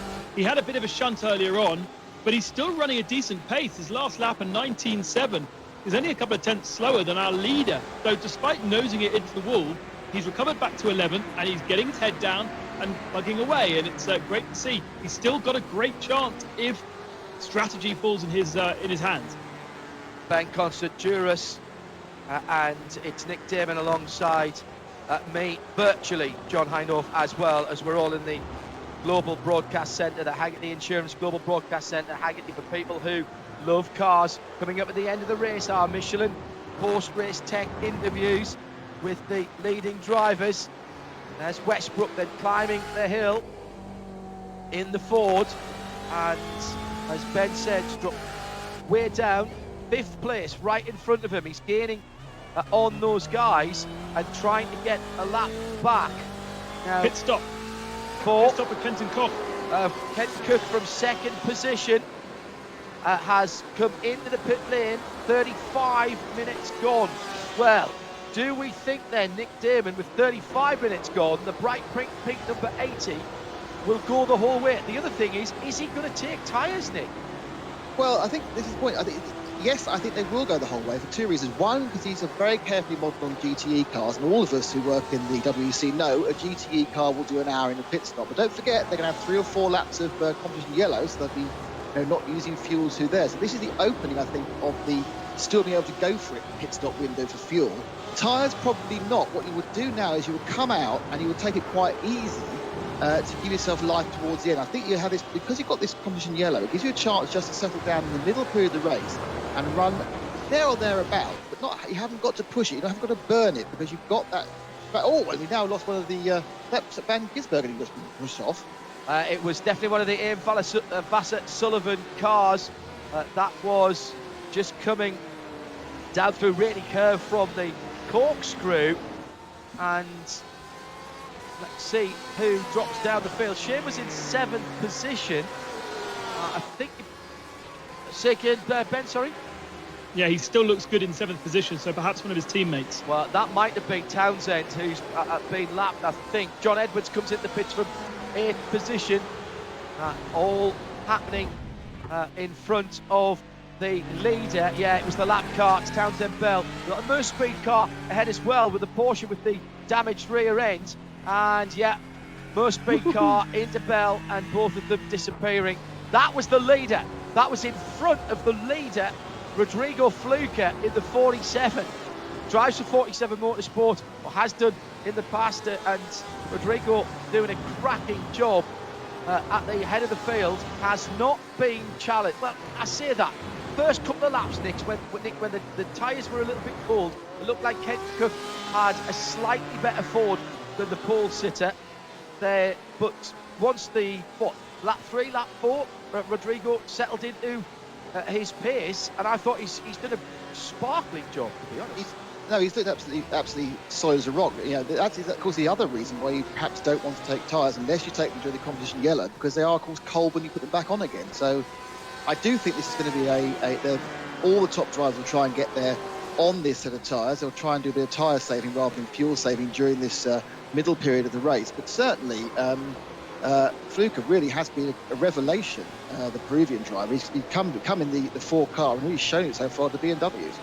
Yeah, the man from Lima in Peru. Go ahead, Ben, sorry. We've got other pit stops. John Edwards in the pits. 15.3 seconds stationary. Nick Tandy, 14.5 seconds stationary, which makes Kenton Cox pit stop at 16.5 seconds. Quite long. Now more into the pits. Richard Westbrook and Sebastian Priaulx, and I think Harry Ticknell, Tristan Vautier as well. Lots visiting the pits now. So the reverse, John, of what we saw in Sebring. Yes. People are going early, and I believe that again, the competition go, but they're effectively timed it to the fuel. Right, we can get to the end, fuel it up, we can get to the end, and let's then take the tactics from where it is from there when the competition yellow comes out, and then look and see what we can do in that end part of the race. Down the hill for the BMW of the Team Austria car. That's Philippe Eng sitting in 4th position at the moment, but the leading cars, the top, 7 now, down to Van Gisbergen, have not yet stopped. Best of the pit stoppers in 8th position, Ken Cook in that bright pink number 80. Where is he going to come out? As Bortolotti, Eng and Katzberg are battling for 3rd position. Philippe Eng in the 26 car, just ahead of Katzberg and just behind Bortolotti. Oh, that's Spengler actually. Spengler now in a 2nd place with Bortolotti in 3rd, as the 4th position car is Philippe Eng, that red and white machine. So got the 1st and 2nd place cars close together. Spengler, without Ken Cook ahead of him, gentlemen, has closed in. Fluke, perhaps a little conservative through traffic, stuck in behind one of the Porsches. That's Lawrence Vantor, I think. Yes, it is. It's and Vantor's been a moving chicane for the last couple of corners. He's just not getting out of the way, not helping at all, and it is bringing Bruno Spengler right into the mix here. This has been half a lap where Vantor has just not got out of the way. And he would know that it's the leader behind him, because he'll get a flag in the car, passing flag, and also he has the correct relative distance button on, and you can see where you are in relation to the cars around you. So I'm not surprised that there's some light flashing going on here, because Vantor really should get out of the way. And now this is the last time I looked, Spengler was 3.3 seconds behind Fluke. Now it's down to just 0.3. Well, I wonder if there might be a little bit of damage on the leader as well. Can't see it with that dark coloured car, but it looks like there might be a bit of damage on the left front of that car. But certainly the pace is eased to 21.3 last time around by Fluke, who eventually finally does get through. Looks like there might have been some contact to the back of Vantor's car as well, but Spengler is right there as he tries to battle for the lead before the pit stop. Got to be thinking pit stop sometime soon. How far these guys going to try and stretch it? The BMW, remember, went long into the race at Sebring, and that's what really won them it. They had super pace, but they went long into the race, a short fill, no new Michelins. Not sure whether they'll be able to do that here. Tony Vielander in the Ferrari, the 63 car, pitting from the mid-teens for what he'll hope will be his one pit stop. Fluke then and Spengler, 1st and 2nd, on the same part of the circuit as they come round to the final left-hand at turn number 11 and onto the front straight. They stay out for another lap. 42 minutes, call it, elapsed now, so 52 minutes to go. This is marvellous stuff. And gentlemen, how good is this, Ben, to see Ford, BMW, Porsche in the top 6. This is more like it. This is what we were hoping to see at Sebring. But of course, the Ford runners, as who's the blue car that we were talking about earlier on? That was the blue Porsche, wasn't it? Is off at the right-hand side of turn 3. We were expecting the Fords to be a factor at Sebring, Ben, but they all got caught up in early accidents. Yeah, absolutely. And 3.5 seconds separate those 6 cars you just listed. Van Gisbergen in 7th is about 7 seconds back from the lead group. But the lead group is, 4 cars in 1 camera shot. It is so close. And all thanks to Lawrence Vantor. Another car exiting stage left there in the corkscrew. And Townsend Bell, getting himself caught up in more problems. Has he done an IndyCar race yet, Townsend? Because I don't think, I think he should stay in the commentary box for that one. I think Townsend Bell will be getting the Mark Allen Award at the end of this. He'll not be happy with that. Some fantastic passing going on in the traffic with all this confusion, Lawrence Vantour has really thrown things up right down the inside. That was Nicky Katzberg. That was a pass for position, was it? Yes, he's already gone past Guven, so he had gone through. Fantastic pass there, and he's come straight into the pits at the end of the lap. So he'd gone by Guven and then went past to dive down the inside of the lapped car. Very impressive stuff by Nicky Katzberg, who's now in the pits. So still now the top 6 have not pitted. And I think he's the first real serious BMW works contender to pit. So expect the rest of them to follow suit soon. Tristan Vautier was the next BMW down the timing scoring, who had a significant pit stop. We have seen Jesse Krohn and Robbie Foley in the pit, but they've only done a couple of seconds in pit lane, so that was early doors for Daniel. At IMSA Radio, if you want to get in touch, as Earl Bamber, the other half of Banthor, excuse me, that's a first. He says Lawrence Vantour called the movie. He's laughing his head off. Earl, it's about time you were here, mate. Second place into the pit lane. That was Spengler, wasn't it? Yes, it was.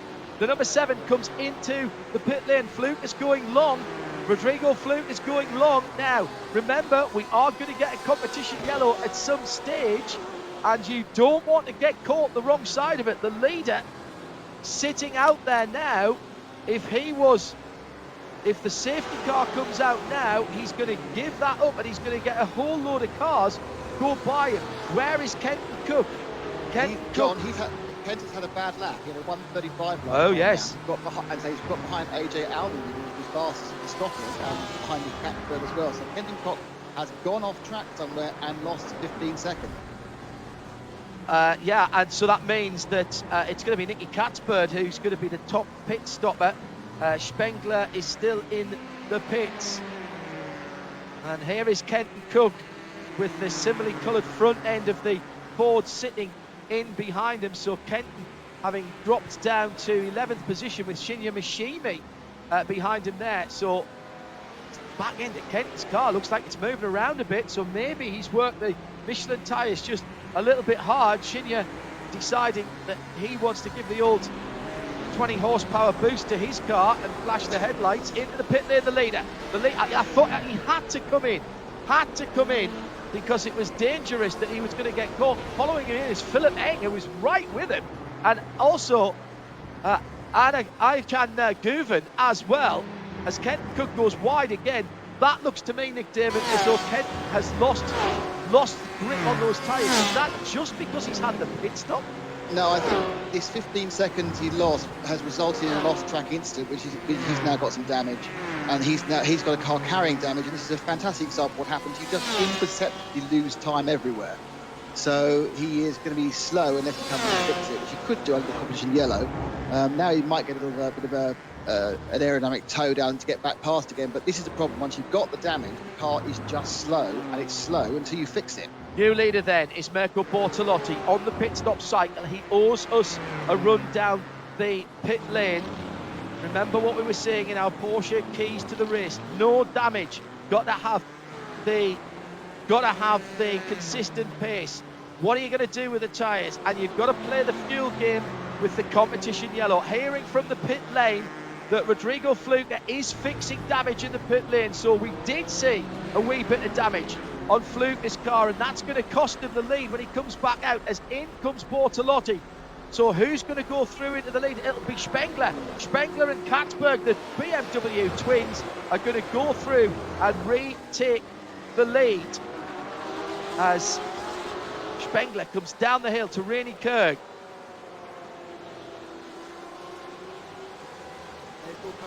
Interestingly, the decision that Fluke made, because you can choose not to have non-essential repairs made. You can skip it in the program, but he's decided he wants to always press the wrong button. He decided to take that pick, take the nip. But don't forget, of course, in this, if you don't go the lap down during this next session, there will be a competition yellow. So whilst they've lost track position, he will be back right behind the other cars as far as time is concerned. So what are we at now? Half distance, effectively. We're a minute and a half, 90 seconds away from exactly halfway through the 90 minutes. And now, from the top 7 not having pitted, the top 7 have all pitted. Matthias Leist and Alessandro Balzan got inside the top 10, but that was on the pit stop cycle. They're both in the pit lane now in their Ford and Ferrari, respectively.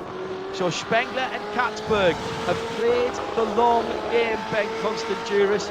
They were there or thereabouts. Katzberg's had the best of the pit stop cycle, really, hasn't he? Second position and right on the tail of his teammate. He has, but his pit stop was slow. It was 25.1 seconds stationary, so he did a very good job of getting through the pit lane. 42 seconds through the lane, 25 seconds stopped. Bruno Spengler was 40 seconds in the lane, but only 15 seconds stopped, so didn't maximise the approach to the pit lane. But with Katzberg now, we've got BMW 123, as we did in Sebring, and really it seems to be that the Fords have fallen away thanks to the pit stop cycle, as you've been talking about. Rodrigo, 46 seconds, and bang goes his lead. Yeah, down into 10th position for Rodrigo Fluke, the pole man who had not been headed, but got caught up, remember, with Lawrence Vanteur.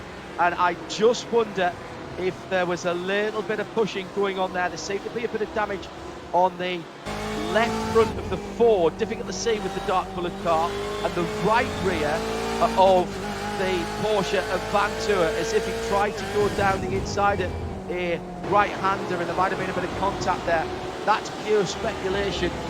We'll see if we can talk to Rodrigo maybe at the end of the race. What can he do now then from what is now 9th position as Robbie Pauly pits for Turner Motorsport from the top 10 and therefore drops down. Philippe Eng looking decent at the moment and is crawling back.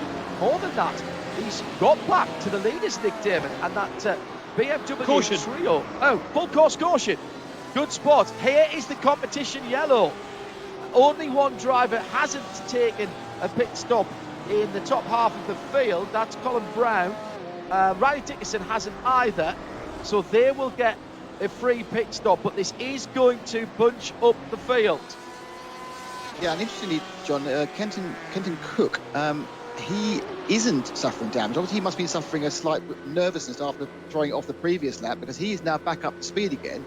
His disadvantage, which was I think about 15 seconds a lap ago, is going to disappear. So he's just going to be in 7th place with the pace he had before. He's fastest man last time around, fastest man on the track last time around. So Fluker as well will go up to 9th, and he has repaired his car. Now, usually that longer repair will bring it back to full health. Sometimes it isn't quite that, but he should be back to full health as well. So the Fords, whilst they've lost track position, they are now back in the game and not behind this trio of BMWs who've just almost slithered their way to the front. They just come in no way we even saw it happening. Yeah. Suddenly there's 3 BMWs at the start. You know, 3 BMWs, a Ford and a Porsche in the top 5. AJ Allmendinger now up to 6th. He's had a good run for, I think, at the start of the pit stop cycle, he was just 10th, maybe 10th or 11th. Ken Cook in the 80, the bright pink car, in 7th position. Then Jesse Krohn, 3rd place at Sebring, running 8th here. Then Rodrigo Fluker. Well, we know he's got pace. Fastest man in practice and qualifying, running off the top 10. Sebastian Priaulx. First time we've called his name in anger today. And Nick Tandy in 11th in the 911. What about the Porsche, though, of Ayachan Guven in 5th position? A lot of experience there. The pace car, the Porsche safety car, has picked up the leader, Bruno Spengler, and will lead them round. The pits have been closed. They will open for anybody who wants to take a pit stop. Now, they should be open now. So John, Shane Van Gisbergen was another man to lose a lot of time in pit stops. His pit stop was a 43-second stop, so he was repairing some damage. Right. We do have a couple of cars coming into pit lane, and I was expecting to see Jesse Krohn come into the pits. Yes, he has made a pit stop, but his pit stop was only 4.4 seconds. It was some 16 laps ago, but he hasn't dropped into pit lane. No, but Tandy has. Tandy has. Now, Nick Tandy has. Now, what's that about? Has he put... I wonder if he's put a new set of tyres on. He should need fuel, as far as that can... has he only pitted... He has already pitted once. In comes Colin Brown for his first pit stop. That makes sense. Parker Chase will probably drop into the lane as well in the BMW M8, as he hasn't stopped yet. So what's Tandy doing? 11th position and looking good. Of course, Nick, if there's any damage on your car now and you want to have full performance towards the end of the race, dropping into the pits, putting a new set of Michelins on, all right, you're going to take pain for 3 or 4 or 5 laps, but then you're going to have pace towards the back end of the race. Yeah, I mean, I think Nick's got, I'm not knowing whether he's damaged or not, but he has nothing to lose. He's in 11th place, and, you know, everyone else is going well. He can probably get to 8th best of all. By coming in now, taking new tyres, getting out again, and getting some warmth into the tyres, you know, they won't be far off what these guys are. They're losing temperature, as you would do in a real world car, so that he'll be closer on that level. He might be at the back, but he's going to have a car that's fully fixed, on fresh tyres, better than everyone else. Give it a go. So this is how they stand as we're going to come back to green. I think next time around, Bruno Spengler, I'm being told at least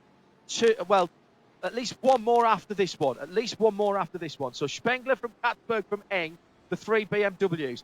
Bertolotti, the first of the Fords in the Triple Eight. Then Ayhan Guven in the first of the Porsches. Then it's more Fords. Look at the blue ovals. They are dominating the top 10, but they're just not in terms of podium positions at the moment. Jesse Krohn in there.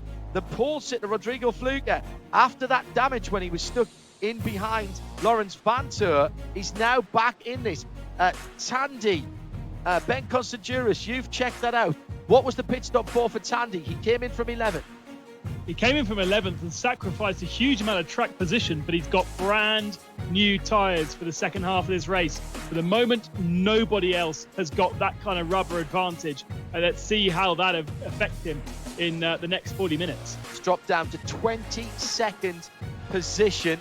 Pat Long did start the race, even though we didn't see him qualifying, and he's worked his way up then from 47th position to 31st in the Haggerty, the black and white Haggerty insurance car, just ahead of Paul Holton in the 76 Compass Racing BMW. That's going to take some getting used to talking about, because they're not a brand that Compass have been involved with. I think it's a real mark, gentlemen, of just how important this series is, that we have teams like Ian Vassar Sullivan, who are Lexus, like Compass, who are normally McLaren, Nick Damon, but they've brought their colour schemes, they've brought their drivers, they've brought their IMSA numbers where possible, and their team drivers into this into this event. Happy birthday to Tony Gardner, the president of iRacing. We've got the balloons. Hey, I want that for my birthday, Drew. Yeah. I definitely want that for my birthday. It's been a very busy time for everybody at iRacing. To all of you there at Bosch, he hasn't been to sleep for quite a long time, but he is a very happy man, and he was absolutely pumped up at the start of this race. I get to hear him in my ear. Effectively, he's the TV producer and director, and it's been a great job from him. Drew, thanks very much, and once again, happy birthday to the president of iRacing, Tony Gardner. It would be remiss of us to say, it would be rude of us to say how old he is, but if you counted the balloons there, you would have had some kind of idea. One more lap of we're going green. No, we're going green. We're going green. We're going green. Back to green flag racing. Bruno Spengler leads them to the line with the Porsche safety car back in a cracking restart by Spengler in the 7, and a little bit of a dozy one from Mirko Bortolotti. Wasn't right up the tailpipes of the BMWs ahead of him. Philip Eng, then the one who stayed closest to his competition in the red and white car in 3rd position. Where's the Porsche? Still sitting there for Guven, the Turkish driver, in 5th. Then AJ Allmendinger, another Ford, in 6th position. Kenton Cook, where's Kenton? Oh, Kenton's lost a couple of positions. Oh no, he's got lap cars. That's what it was. That was a lapped car. So Kenton Cook has got, I think that's Lawrence Vantour in there, because Nick Tandy will be further back down the field. There is Kenton, and he has just lost the position to Jesse Krohn, and that was as they were fighting through past some back markers. So they've both lost a little bit of time. In behind Kenton then is Rodrigo Fluker in the red, white, black Ford. That's the car was on pole position. Great exit from the corkscrew from Kenton in that all pink number 80, even with the pink wheels as well, but he couldn't make it stick on Jesse Kron, who's just taken that position from him. The leading 3 BMWs then onto the start-finish line and that long drag to the finish line. That gentleman could be... Oh, Kenton's gone wide. I think that was a little bit of a bump and run by the 47 of Rodrigo Fluker, and now he's side by side with Sebastian Priaulx in the Multimatic sponsored car. And so Kenton once again not getting, Nick Damon, the best of it from the restart, and he was so good on cool tyres at the start of the race. Yeah, he looked very, very good, but he's been muscled out by a couple of his teammates and also Jesse Kron in the BMW. But there's Sebastian Priaulx, who obviously had some minor connection problems early on, but the car's been running well, and now he's beginning to make his move. In his second half of the race, it's now a run to the finish. We've got, 30-something minutes left to go.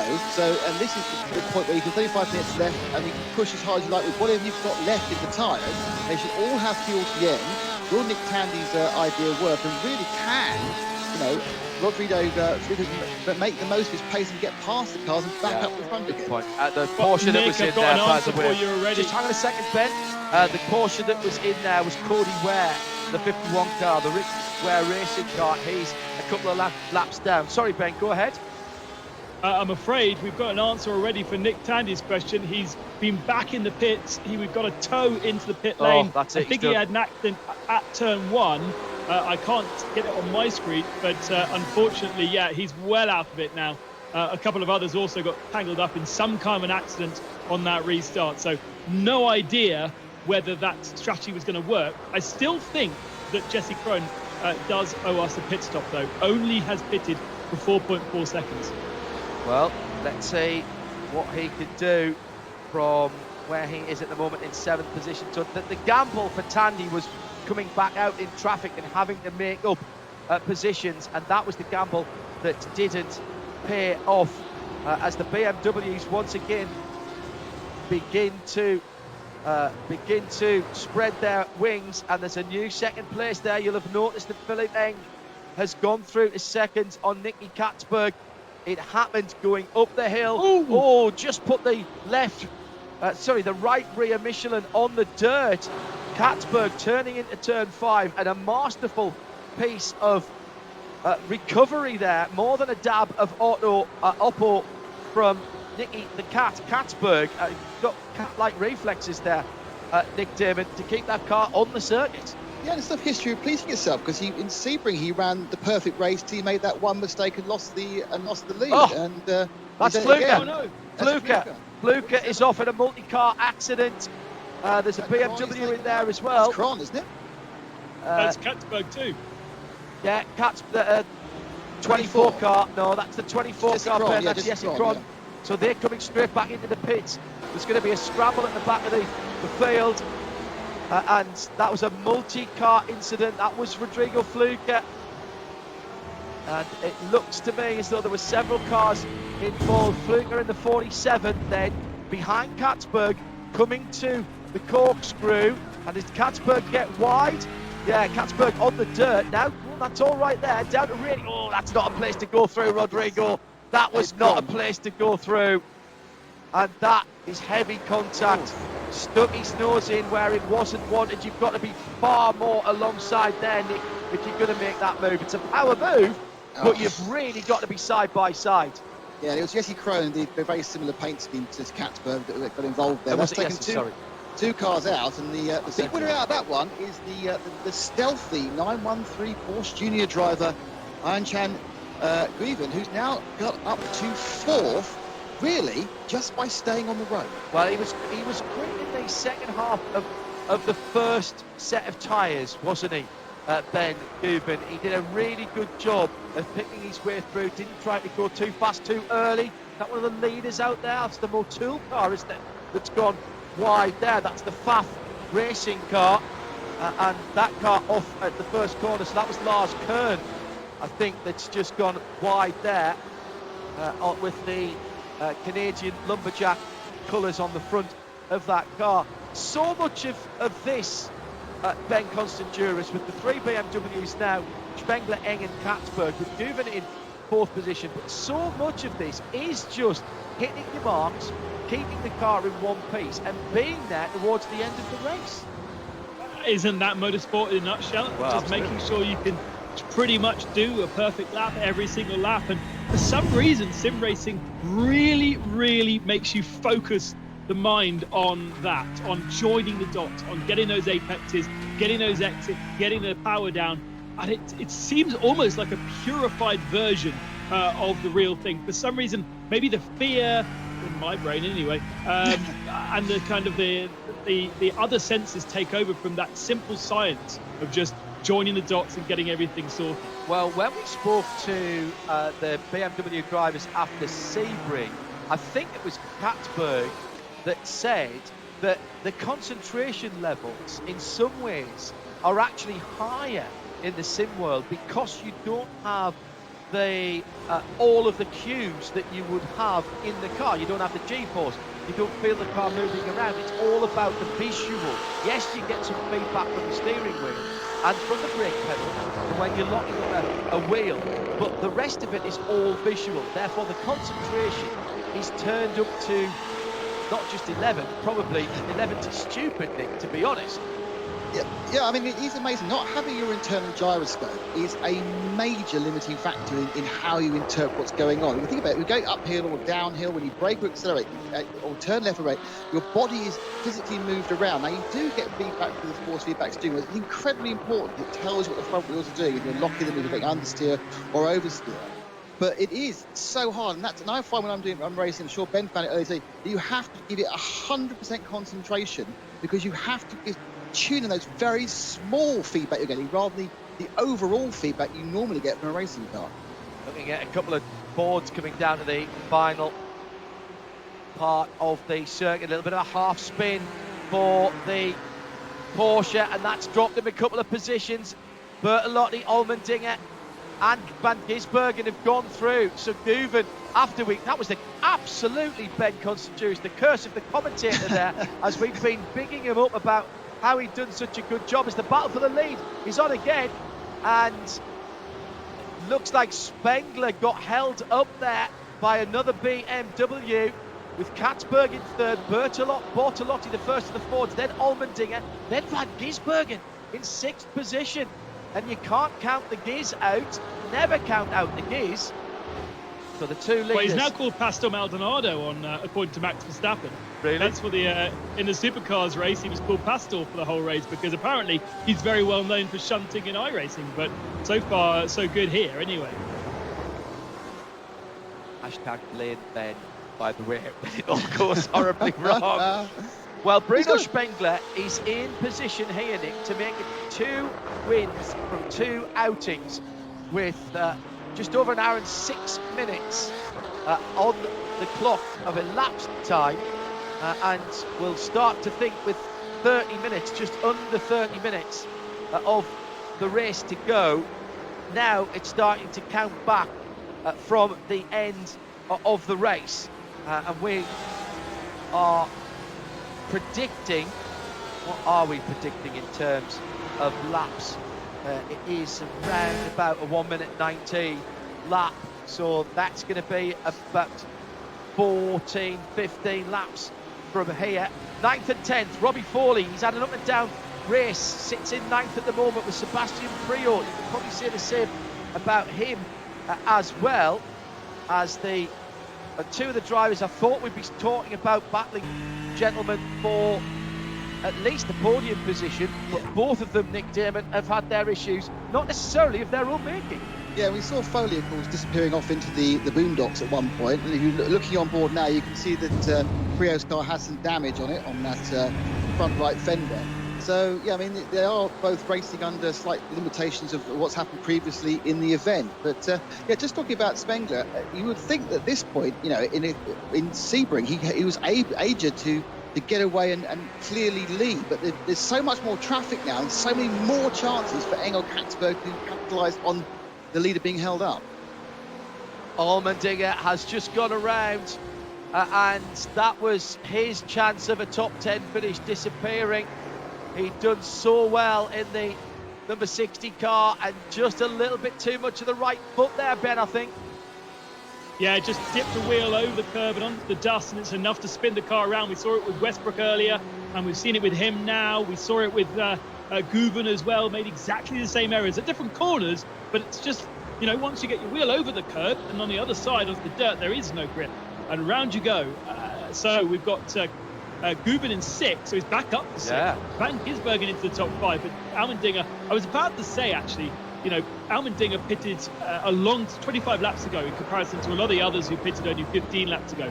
He was on a really nice strategy, just falling himself into the top 5, but now just about in the top 10, and promoted that battle we were watching before with Foley and Prio into the top 10.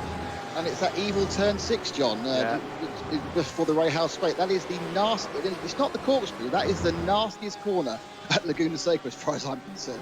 It's picking your turning point that I think everybody finds so difficult.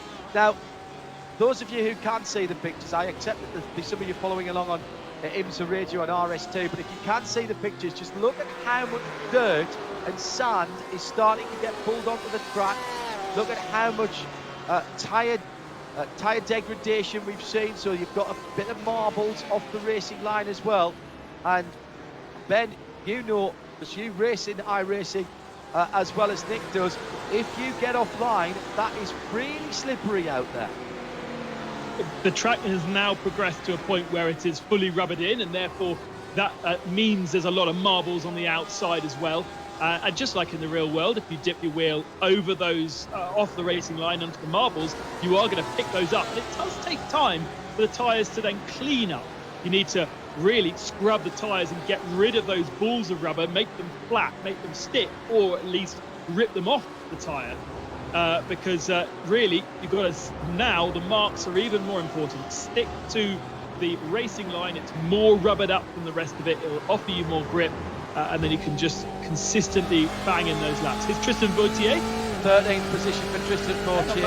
Yeah, Richard Highstand ahead of him. And that's the battle on the track at the moment. Richard in the Ford GT just disappearing down under one of the walkover bridges. That's down towards the diving left-hand corner at turn 9, rainy curve, and now down into turn 10. Tick all of that curve on the inside. Got to really hit those bright orange markers on the apeces of the corners, all the way down to first gear for the final corner. I still think, gentlemen, that if we do get a battle at the front of the field, and there's still only 1.3 seconds between Spengler and Philip Eng, and then another 2 seconds back to Katzberg, getting off the final corner is going to be super important as the Michelin's wear towards the end of this race, because it's a long, long way to the finish line and the checkered flag thing from the final corner.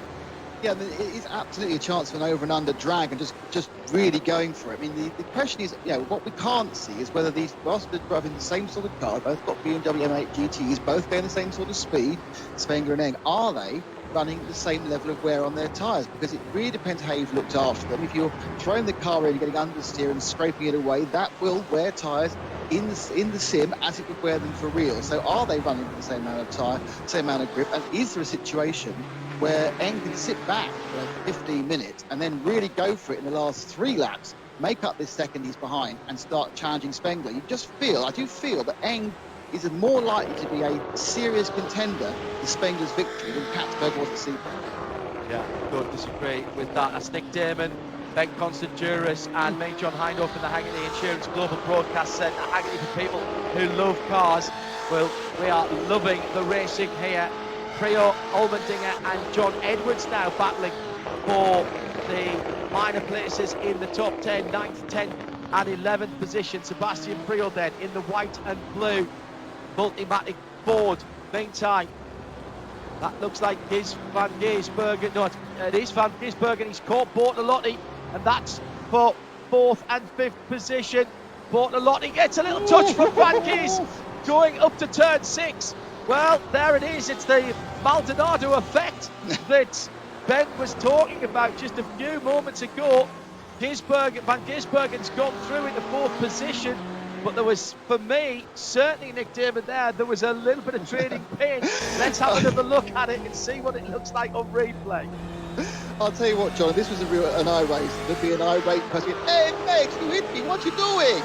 as he moved him out the way. But Van Gisbergen had just put in his own fastest lap of 1:19.1. So he had found some pace at the back end of this race. So perhaps Van Gisbergen is a podium contender now. Well, I think he is. And I've got to say, Bortolotti did not help himself there. He was weaving around coming up to turn 6, and he went in on completely the wrong line and then locked up the Michelins.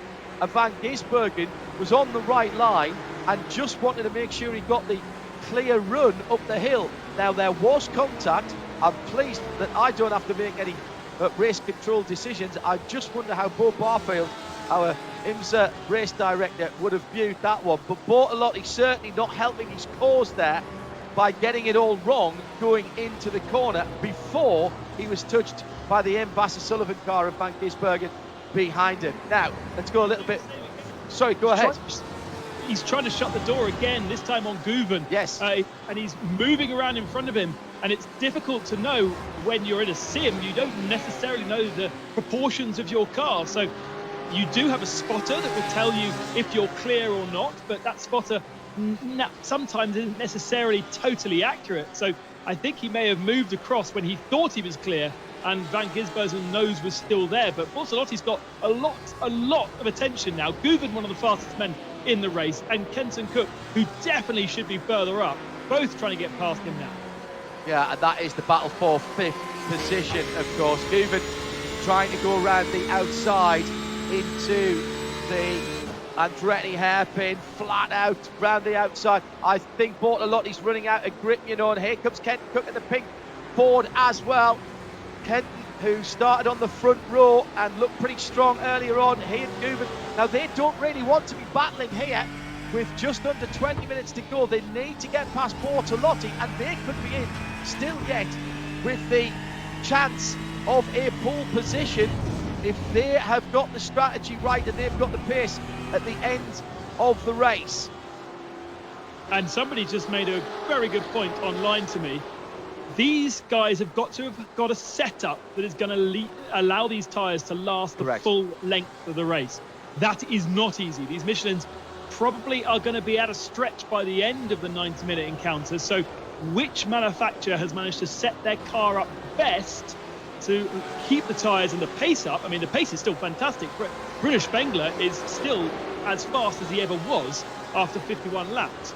So 119, certainly not wearing right now. 119.4 and 119.6 his last 2 laps. His best is a 119.3. Shinja Mishimi's just put in an 18.9. I think that might be the fastest lap of the race. I can't see anybody else faster than that, but he's well down now, Shinya, in the Ford, down in 20th position and right on.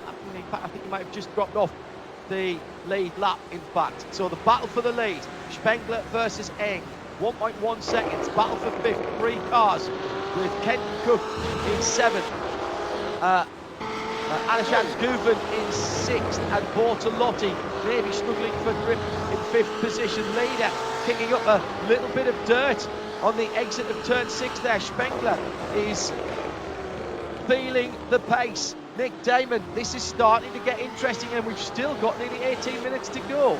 Yeah, this is getting very close. Biddefeld is keeping Spengler about a second and 2.1 away. They're not gaining on each other. And there's a very good point that Ben made is these cars are set up to run the tyres, but the point about it is they have been running in a point where they're going fast enough not to put serious damage through the tyres, and now there's a chance we get to the last few minutes to start going a bit quicker. Just a quick point about going up the hill towards the corkscrew. That dust on the side is not an effect. It is actually properly modelled sand, and if you get on that, you run out of grip. Yeah, and that happens very, very quickly, or as we have seen, if you just drop off one of the Michelins, it all goes sideways very quickly, I'm afraid. So, gentlemen, into getting down towards the last 15 minutes, the top 10. Let's not take our eyes off this one, but let's at least give you a Mazda race rundown in audio at least. In 10th, Richard Highstand in the Ford GT. Kent Cook, battle for the lead, side by side, and through goes Eng. Traffic involved in that. Absolutely, and a touch for second place, Spengler. So Eng has gone through. So that was another BMW, again, slowing down the faster cars at the front of the field. Going up the rear Paul house straight. Holton. It's Paul Holton in the compass car. Good spot, Ben. Thank you very much indeed. Extraordinary stuff. And Spengler will be frustrated and irate about that, I would think, Ben, because he was controlling the race. Yes, he was under pressure, but there'd not been any real serious attempt to get a pass in from Philippe Eng. Oh, this is appalling. I've just had a look at the replay, and you're about to see it now. Paul Holton is coming back onto the circuit, having spun. There he is. And Spengler has to jump on the brakes, and that allows Philippe Eng to carry the speed through the corner. And actually, it's a pretty easy pass for Eng in the end. That was a brilliant piece of anticipation, I suppose, Nick Damon, by Philippe Eng in the Team Austria BMW, the number 26.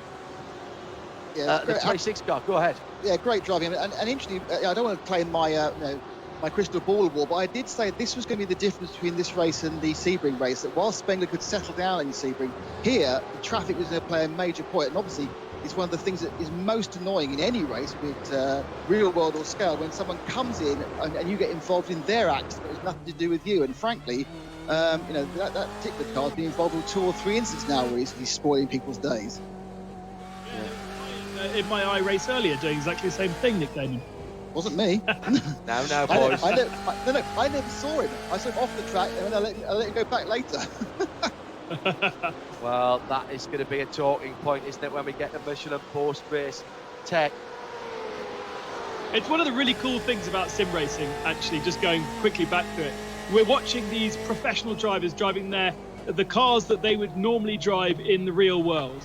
And if you do have iRacing, and once this race has ended, you can just jump into this exact car and race in this exact circuit and do exactly what these guys are doing and compare yourself. See if you can get down to a 19.7, because not something you can do in the real world, but something very much available to you in this virtual world. And I don't take credit for that one. That is Jimmy Broadbent, who came up with that the other day, and I just thought, yeah, bang on.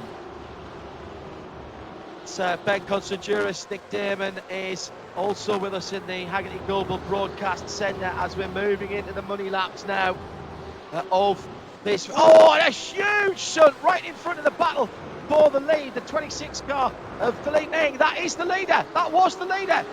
And he was caught up. So through goes Spengler. Lived by the back marker, died by the back marker. Oh my goodness. Oh my goodness. Nick Damon, the drama. What happened there was a Ferrari, another car, and suddenly the cars crash in front of you. There's no path to go. You sit there, do I go left, do I go right, do I aim for the accident? And just whoom, there's another BMW goes round on the start-finish straight. The tyres must be going, Don. The tyres must be going.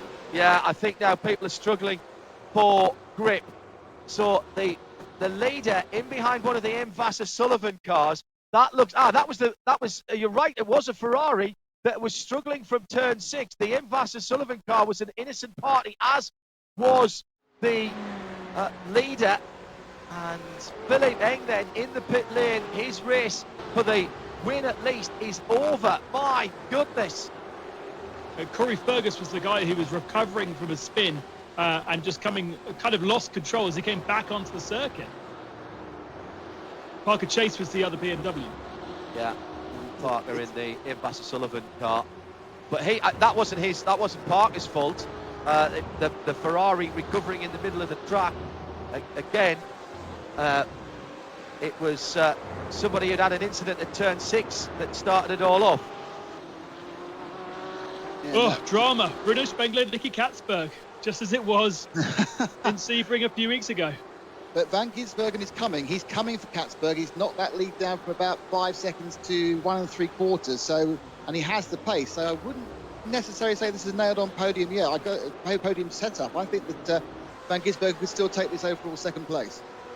What a week for Van Gisbergen, having raced alongside Max Verstappen and raced Max Verstappen in the Supercars series a couple of nights ago in his Red Bull Holden Commodore. Now fighting at the very front of an IMSA race. Just amazing. Again, something you just could not do in the real world. So that is, just extraordinary. Spengler, who got caught up with the back markers, a couple of 3 laps before Nick, and now, all of a sudden, gets it back and has a 4-second lead back to Katzberg. Katzberg's only got a couple of seconds. Shane van Gisbergen, he's got target acquired, Nick. We've seen this before from SVG. Oh, yeah, big slide coming out of 6. He had to get past one back marker, and now he can absolutely go after Katzberg. Well, Spengler, we thought was unlucky being caught up in back markers, but he was just checked. Whereas unfortunately, poor Philippe picked up massive damage as well, and that's running down to 8th place after a quick stop. So, you know, lucky, unlucky is all relative, but Spengler leads, Katzberg second, but absolutely target acquired for Van Gisbergen now. Down to the last 11 minutes of the race. Michelin post-race tech interviews to come. My goodness, we've got some stories on this one. And don't forget that news from John Doonan, president of IMSA, earlier on, telling us all about the rest of the season. Michelin getting on board with the championship as well. Here is the closest battle on the track, going across the start-finish line right now under the Coca-Cola Bridge. And it is for Mirko Bortolotti, still a bit of a rearguard action in 4th position. And Guven, the Turk, right there in the best of the Porsches. Yeah, Bortolotti's last lap was a 21.6, so it was a really slow, 2 seconds slower than the guys ahead of him. And that's allowed Guven to catch back up. I'm actually surprised that Guven hasn't disposed of Bortolotti. The experience that Guven has in a Porsche on iRacing is second to none, really. And this should be easy pickings for him, but Bortolotti's been heavy with his defence. Now, missing from this picture was Kenton Koch, who was pulling him up before. He's actually gone for a second stop, guys, down to 17th. I think he realised, as many have, that the tyres are running out. He must be slightly harder on his, and so he stopped for a second set. So there are people really struggling now to get the rubber to the final 10 minutes or so. Well, I mean, if lap times go out by 3 or 4 seconds, this could be a very interesting run to the flag. People spinning off all over the place now. And it's not just, of course, the fact that the tyres have worked really hard. It's also the fact that more and more dirt and debris and sand, it's very light sand at WeatherTech Raceway Laguna Seca. And if you do go off, it does get dragged back on to the track, and that is going to cause issues. You lose grip, the car slides around, and as the car's sliding around, far from it not wearing the tyres, it wears the tyres more. Actually, if a car is sticking and not moving around, that means it's not using its tyres. If it's scrubbing across and the rubber is getting moved off the tread of the tyres, off the face of the tyre, and that means that you are wearing away the usable surface of rubber. Now, Shane van Gisbergen all of a sudden has a much bigger BMW of Nicky Katzberg ahead of him, Nick Damon, than he did 2 or 3 laps ago. And this looks kind of inevitable now, that Van Gisbergen is going to get onto the back and pass Katzberg, who's just dropped over half a second to the leader. Is there enough time for Van Gisbergen to get back to the leader, Nick? Not to the lead, I don't think so, but I do think that the point about is Katzberg, if Van Gisbergen is going to make a clean pass, he's going to need to, from here, I think, driving off this final corner and down the main straight, because whilst he definitely now has a tyre advantage, 1.1 seconds a previous lap, this time that person we go at the inside right now, he can come into the underneath hairpin, he's going to take him, and Van Gisbergen makes it look very easy in the end. That's a big tyre advantage that car's got. No fight from Nicky Katzberg there, Ben. He knew the goose was cooked and let Van Gisbergen go. No point in fighting at that stage. He's looking for 3rd position and another podium. Now, remember this, write this down. You might have to write it down in pencil and be rubbing it out. 5.3 seconds, the gap between Van Gisbergen and Spengler. And despite having to make that pass, Spengler lost out to Van Gisbergen. So SVG was quicker by 0.3 of a second. This is not over, Ben Constanturis. Van Gisbergen's last lap time, a 19.4. Spengler a 19.7, and Katzberg was in the 20s. Katzberg, as you say, really, really struggling at the end, as many are. Guven and Bortolotti also in similar kind of pace. But Van Gisbergen has been saving those tyres. Yeah. Maybe, he had a 43-second stop. So within that stop, he could easily have changed tyres. Yeah, I think he has. And maybe he's got fresh rubber now.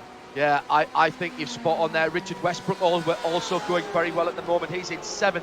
Robbie Foley, by the way, back up to 6th for Turner Motorsport, but a 19.8 last time around for Westbrook. He's pushing on. Philippe Eng fighting back in that number 26 car after that huge shunt while he was leading. That car is in the 19s as well. We've only got 6.5 minutes to go, but this could get very tasty very quickly indeed. It's the Motul IMSA iRacing Pro Invitational, 9th and 10th. Alessandro Balzan. Is he the best of the Ferraris? Yes, he is. And he's got Daniel Morad in the Ford GT right up his tailpipes. This is a fantastic finish. And this is where the strategy Nick Damon has played out. Our Porsche keys to the race, we said, and the tyres. And it's often been said here, but you know it, you've driven in iRacing, and you know it, if you start to lose grip, just keeping the car on the track at this stage, even if you were on your own, gets to be difficult enough. Trying to defend the position is almost impossible.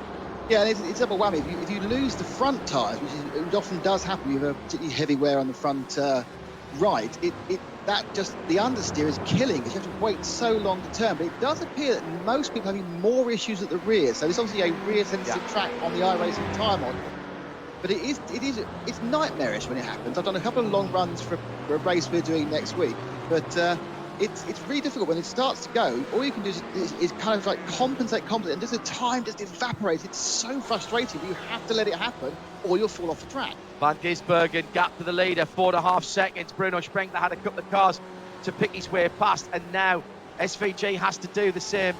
The weird coloured Ferrari that has been thrown me off. It looks like a McLaren from the back. I'm not sure what it looks like. A Sintra for those who have long memories, or maybe a Harrier from the front. Van Gisbergen tries to go up the inside. He'll not be happy trying to get past that car. This is costing him time, and he is losing time to the leader. He's lost a couple of tenths already, maybe a little bit more. And I think that is that the 50? Jeff Siegel. Is it Jeff Siegel? Right, okay. It is Jeff in the Ferrari. And those headlights on the front look stonkingly good. But at the moment, surely he's going to let Van Gis past here. He's not. But Van Gisbergen, will he get the run down the straight? The BMW very good in a straight line. If he's not going to let him through here, Siegel's going into the gravel trap at the end of the straight. That's my prediction. Jeff Siegel. Oh, Van Gis down the inside. He's made him work for it, but he's gone through. But look at Van Gisbergen's car, guys. We know the BMW, that cost him roundabout. I reckon that cost him about half a second to 3/4 of a second that lap. He has actually still closed in on the leader, but not by as much as he would have wanted to with just 3.5 minutes left. We know the BMW, guys, is a good platform, but Nick, that looks very good indeed from SVG. He can put that car anywhere he wants. Yeah, but there's no excuse for what Jeff Siegel did then. He's getting a flag in the car. He knows the guy's coming to lap him. He knows he's one of the leaders. That's just rude, and that's unnecessary for a professional racing driver to do that. And frankly, it may be a sin, but you still treat your competitors with respect. And yes, it's definitely cost him 3/4 of a second, but that car looks brilliant towards the end. Van Gisbergen really has got a setup that's working in the last quarter of an hour. Spengler a 20.1 last time. 9th and 10th battle we were watching just a few moments ago, and now all of a sudden it's Corey Lewis and Colin Brown, and this is why, because the Fords and Ferrari were battling it out. Remember, it was Balzan in the Ferrari, the 64, the black car, the Hublot sponsored machine, and the Ford just completely nailed it. Now, was that brake testing by Balzan, or was that just over ambitious dive down the inside that didn't quite come off by the Ford driver? Not sure about that one. Probably both. Maybe a bit of both. Van Gisbergen is absolutely on it. He needs another lap. That one lap stuck behind Jeff Siegel has really cost him heavily. He's down to 3.7 seconds, and he's pulling in on Bruno. Bruno's responding. He's just trying his very best, and he's got under 120 again. Ben Constanturis, I think the laps are going to run out. The time's going to run out before that AVS, the Ian Vassar-Sullivan BMW, in the Lexus colours, of course, gets within striking distance. Yeah, absolutely. Although Van Gisbergen is one of the fastest man out there at the moment, and Spengler is struggling. He's in the 20s. There's not enough time left in this race. I've been following Richard Westbrook's progress. No He's white been flag. Sorry, really Ben. flying. No white flag this time around. It will be two to go. So that is a little chink of armour, a chink in the armour perhaps, as Van Gisbergen has 5 miles, near enough 4.5 miles. We mentioned Richard Westbrook earlier on. You've been watching him. He's been putting in some cracking times, and he's right on the tail of Robbie Foley now, Ben. Yeah, he's been within 2/10 of him and actually right under his rear wing going through the final turn. That could be a change for 6th position by the race end if we've still got 2 laps to go. Yeah, just 2-3 of a second between those two. But at the front and of the... happened. It has happened. Westbrook's gone through. Yeah, agreed. So Robbie Foley, after a horrible opening to the race, fought his way back inside the top 10. He was inside the top 6, but Westbrook now the second of the Fords. Bortolotti still somehow, Bortolotti in that 888 car, the black car with the light blue wing end plate, still holding on to 4th position, and Guven has not been able to get by him, and in fact has dropped away a couple of seconds. Coming down to start the final 2.25 miles. Here's the leader. Spengler must have been cursing his luck when he lost the lead with 12 minutes to go. Tandy's off in the final corner, and he rejoins. That's white flag is out. Richard Westbrook is off as well. Westbrook is off. So I think this is just coming down, gentlemen, to the fact that everyone is running out of grip. This has been an exceptionally hard race in terms of concentration. And the leader then, Bruno Spengler, has just gone by the JDC Miller car and puts that in between himself and Van Gisbergen. 2.3 seconds the gap now as Foley has, I'm hearing the 96 Turner car has had a problem as well and is dropping down the field. So that must have been an issue for Robbie Foley. So his up and down day has gone back to being down again. That'll put Philip Eng, who was leading the race, back up into the top half dozen. Van Gisbergen now just on 2 seconds. That one lap that he was stuck. Oh, well, I don't know. He's right there. That's not 2 seconds now. There's one car between them. It might be just enough. That one lap stuck behind the Ferrari of Jeff Sagal is going to cost Van Gisbergen at least a shot of an overtake, as to the line. It's another win. 2 races, 2 victories for Bruno Spengler. BMW are victorious. Van Gisbergen comes through in second after a stunning last quarter of the race. Third place will be Nicky Katzberg. That's another all BMW podium.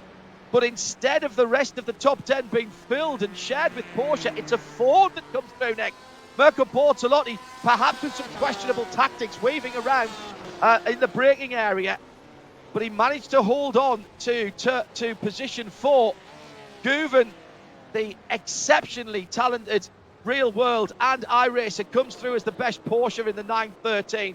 Then it's Philip Eng, who looked like he had the race to win for him.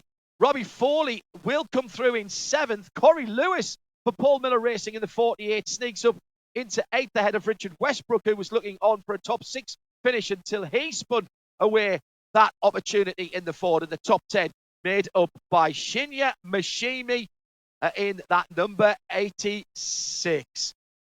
Outstanding stuff. We'll take a breath. Coming up next, we'll have the full results and the Michelin post-race techs interviews, confirmation of the top 10.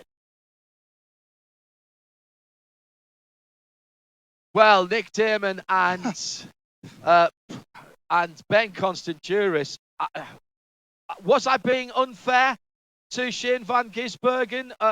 Was it just that one lap with Robbie Foley, Nick? With the Ferrari of Jeff Sagal? It would have made it even more exciting. That was an absolutely brilliant race. I know it ended up with the same winner as Sebring, but it was a sweeping epic in an hour and a half. It was fantastic. Accident, incident, great driving, interesting tactics. Brilliant. Genuinely, that was one of the best races I think I've seen of any sort. Ben, when we look back at the Porsche keys to the race that we had earlier on, no damage. Well, that was absolutely right. Constant pace. Yeah, the tyres, the fuel, and the competition yellow. First time we've seen that, Ben. absolutely played into it the second half of the race. I'll be honest, I wasn't sure about the competition yellow. It's not something that we normally have in sports car racing. It's a stock car thing normally. Sometimes if there's some kind of issues and they're trying to sort something out. I thought it worked very well, and it gave us a stunning last third of the race, Ben. Yeah, and some of the incidents that we saw would have probably warranted a proper full course yellow had we been in the real world. So you would have had a safety car period of kind. So if we just exchange that for having a competition caution because it's the only way that iRacing can really implement it, then I think it's completely within the boundaries and realistic. Kept the field nice and tight, but it didn't allow those guys at the front to preserve enough tyre. And I love the fact that the tyres fell off the edge of the cliff at the end of the race. I just wish that we'd seen what Harry Tandy could have done. Yeah. He finished 25th in the end, but had he not crashed on new tyres in the second race, that would have been an inspired call. Yeah, Nick Tandy for Porsche finishing in 25th position, just ahead of his teammate Lars Kern, who was running for FAF Racing. He had a couple of off-track incidents, not as experienced. But Tandy wanted top half of the race, and he just squeaks into that just about. I think we'll give him that. Townsend Bell, the race he'll want to forget, gets the Mark Allen Award for being involved in most incidents and being hit by more people and more hits than Elvis Presley, I think, this weekend for Townsend Bell.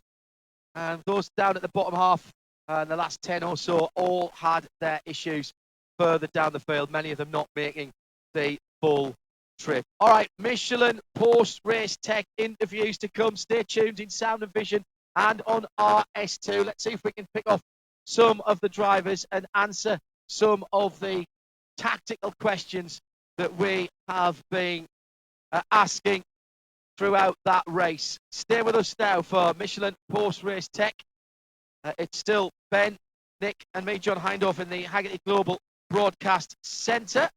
As ever, we don't have to wait for everybody to do a slowing down lap, but as ever, everybody's just taking a breather and we're wrangling a few drivers for the interviews. Just waiting for them to be rounded up. Let's before we get the drivers, let's go to IMSA President John Doonan. I'm hearing that John will happily forego speaking to the drivers to speak to you. Lovely positioning of the WeatherTech Laguna Seca circuit just over your left shoulder, spotted by a number of fans. Well, mate, what did you reckon to that? That wasn't too bad, was it? Unbelievable race. And you know what grabs me is the fact that the circuit acted just like it does typically. You know, we all know that it's a low grip circuit.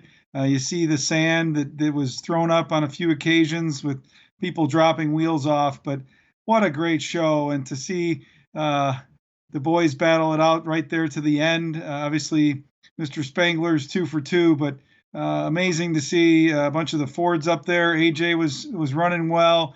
Sebi Prio, young talent coming up in the Multimatic Ford. Obviously, the Haggerty Porsche was awesome to see. What a great paint scheme on Pat Long's car. And man, I can't wait for 2 weeks from now. It just gets you going. John, I've got to put the question that's been asked to us here on IMSA Radio. Competition caution, not something that we typically see in IMSA competition. It worked really well there in the iRacing version. Are you going to be looking at that for the real world when we get back racing? Well, what intrigued me the most was Mr. Braun and Senior Braun, Colin and Jeff, called us in advance of the race, and we're talking about strategies and things like that. And sure enough, you called it, and I thought, boy, they're putting themselves in a position, and I think darn near close to a top 10 there, 11th or 12th for Colin. And but it's exciting, and I think based on the number of folks that have tuned in and embraced this, the number of our partners that have gotten behind it, like Motul, and certainly WeatherTech Raceway is one we wanted to feature. And our friends at Michelin coming up here in a few weeks. It really creates excitement for the fans, and realistic there. You got to make those decisions on whether to stay out or come to pit road.